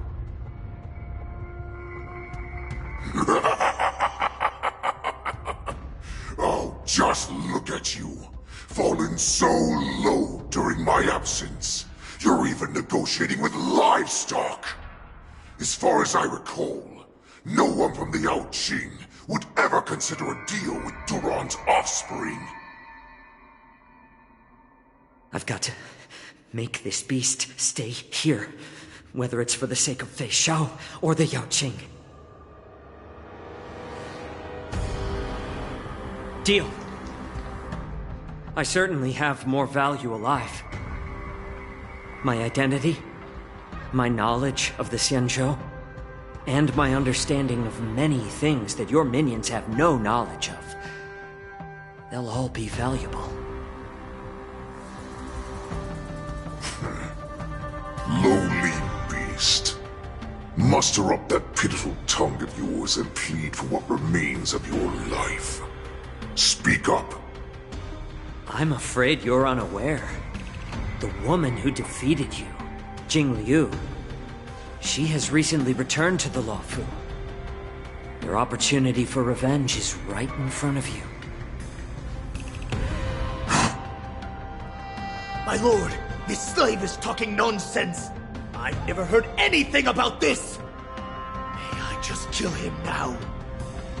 Silence, Moktok. And you, slave. From now on, you'll stay by my side.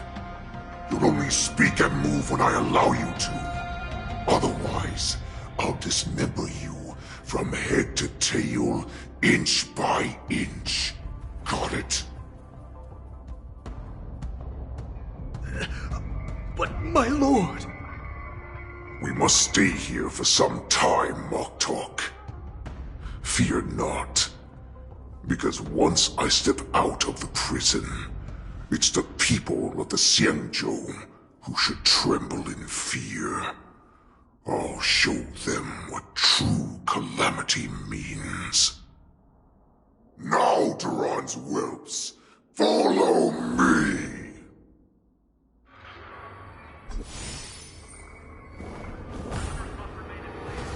Prison guards! Stop them! For our great Lord Hulai!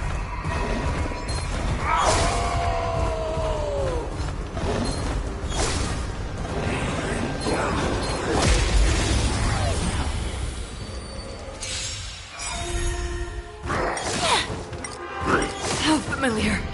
Net markers activate. Time for a good old counterattack. Together as one. Destined for oblivion. I weep for the departed. It too shall fall.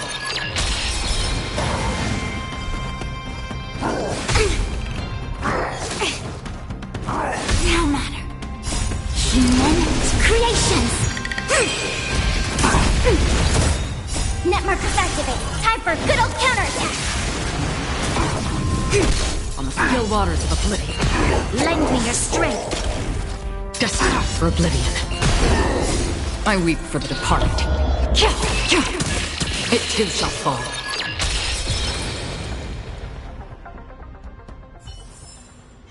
Another blood debt repaid.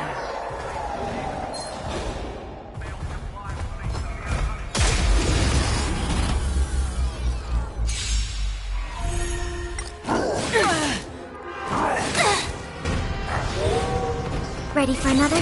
Converge and awaken! On the still waters of oblivion. I weep for the departed. It too shall fall.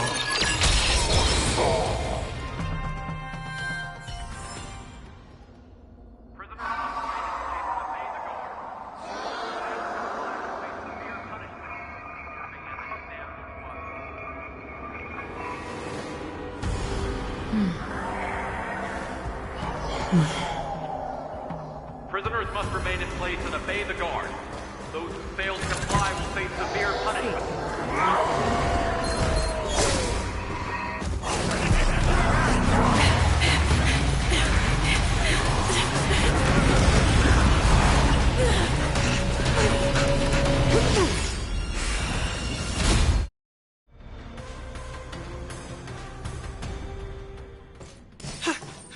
Report! After we lost contact with the shackling prison, we received a message from a Psycrane. The prisoners have revolted, and the criminal Hule is nowhere to be found! What about the Yaoqing messengers and the Nameless? No news at the moment. We're trying to restore contact with the shackling prison as soon as possible. I see. You're dismissed. General Jing Yuan, General Hua Yan. It's just as we suspected. The rise of the Ambrosial Arbor was not the end of things, but the beginning. The hand of the Ruined Legion has already sown the seeds of destruction. From this moment on, the Xianzhou Alliance will face an even greater challenge, from both the abominations of abundance and the destruction itself. If this is what they want, I'm always up for a challenge.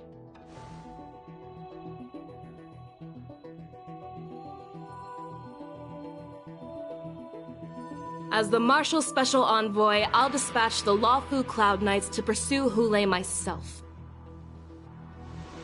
Looks like the hidden dregs have finally come to the surface. And as I said before, it's time to wash them away, once and for all.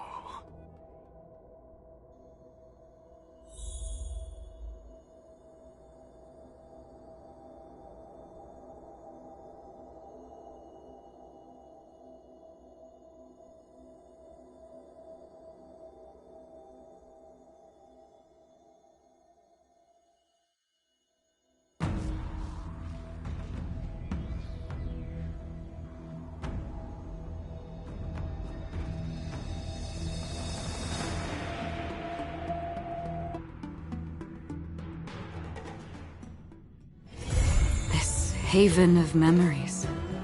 Every touch, every moment is like a thorned rose.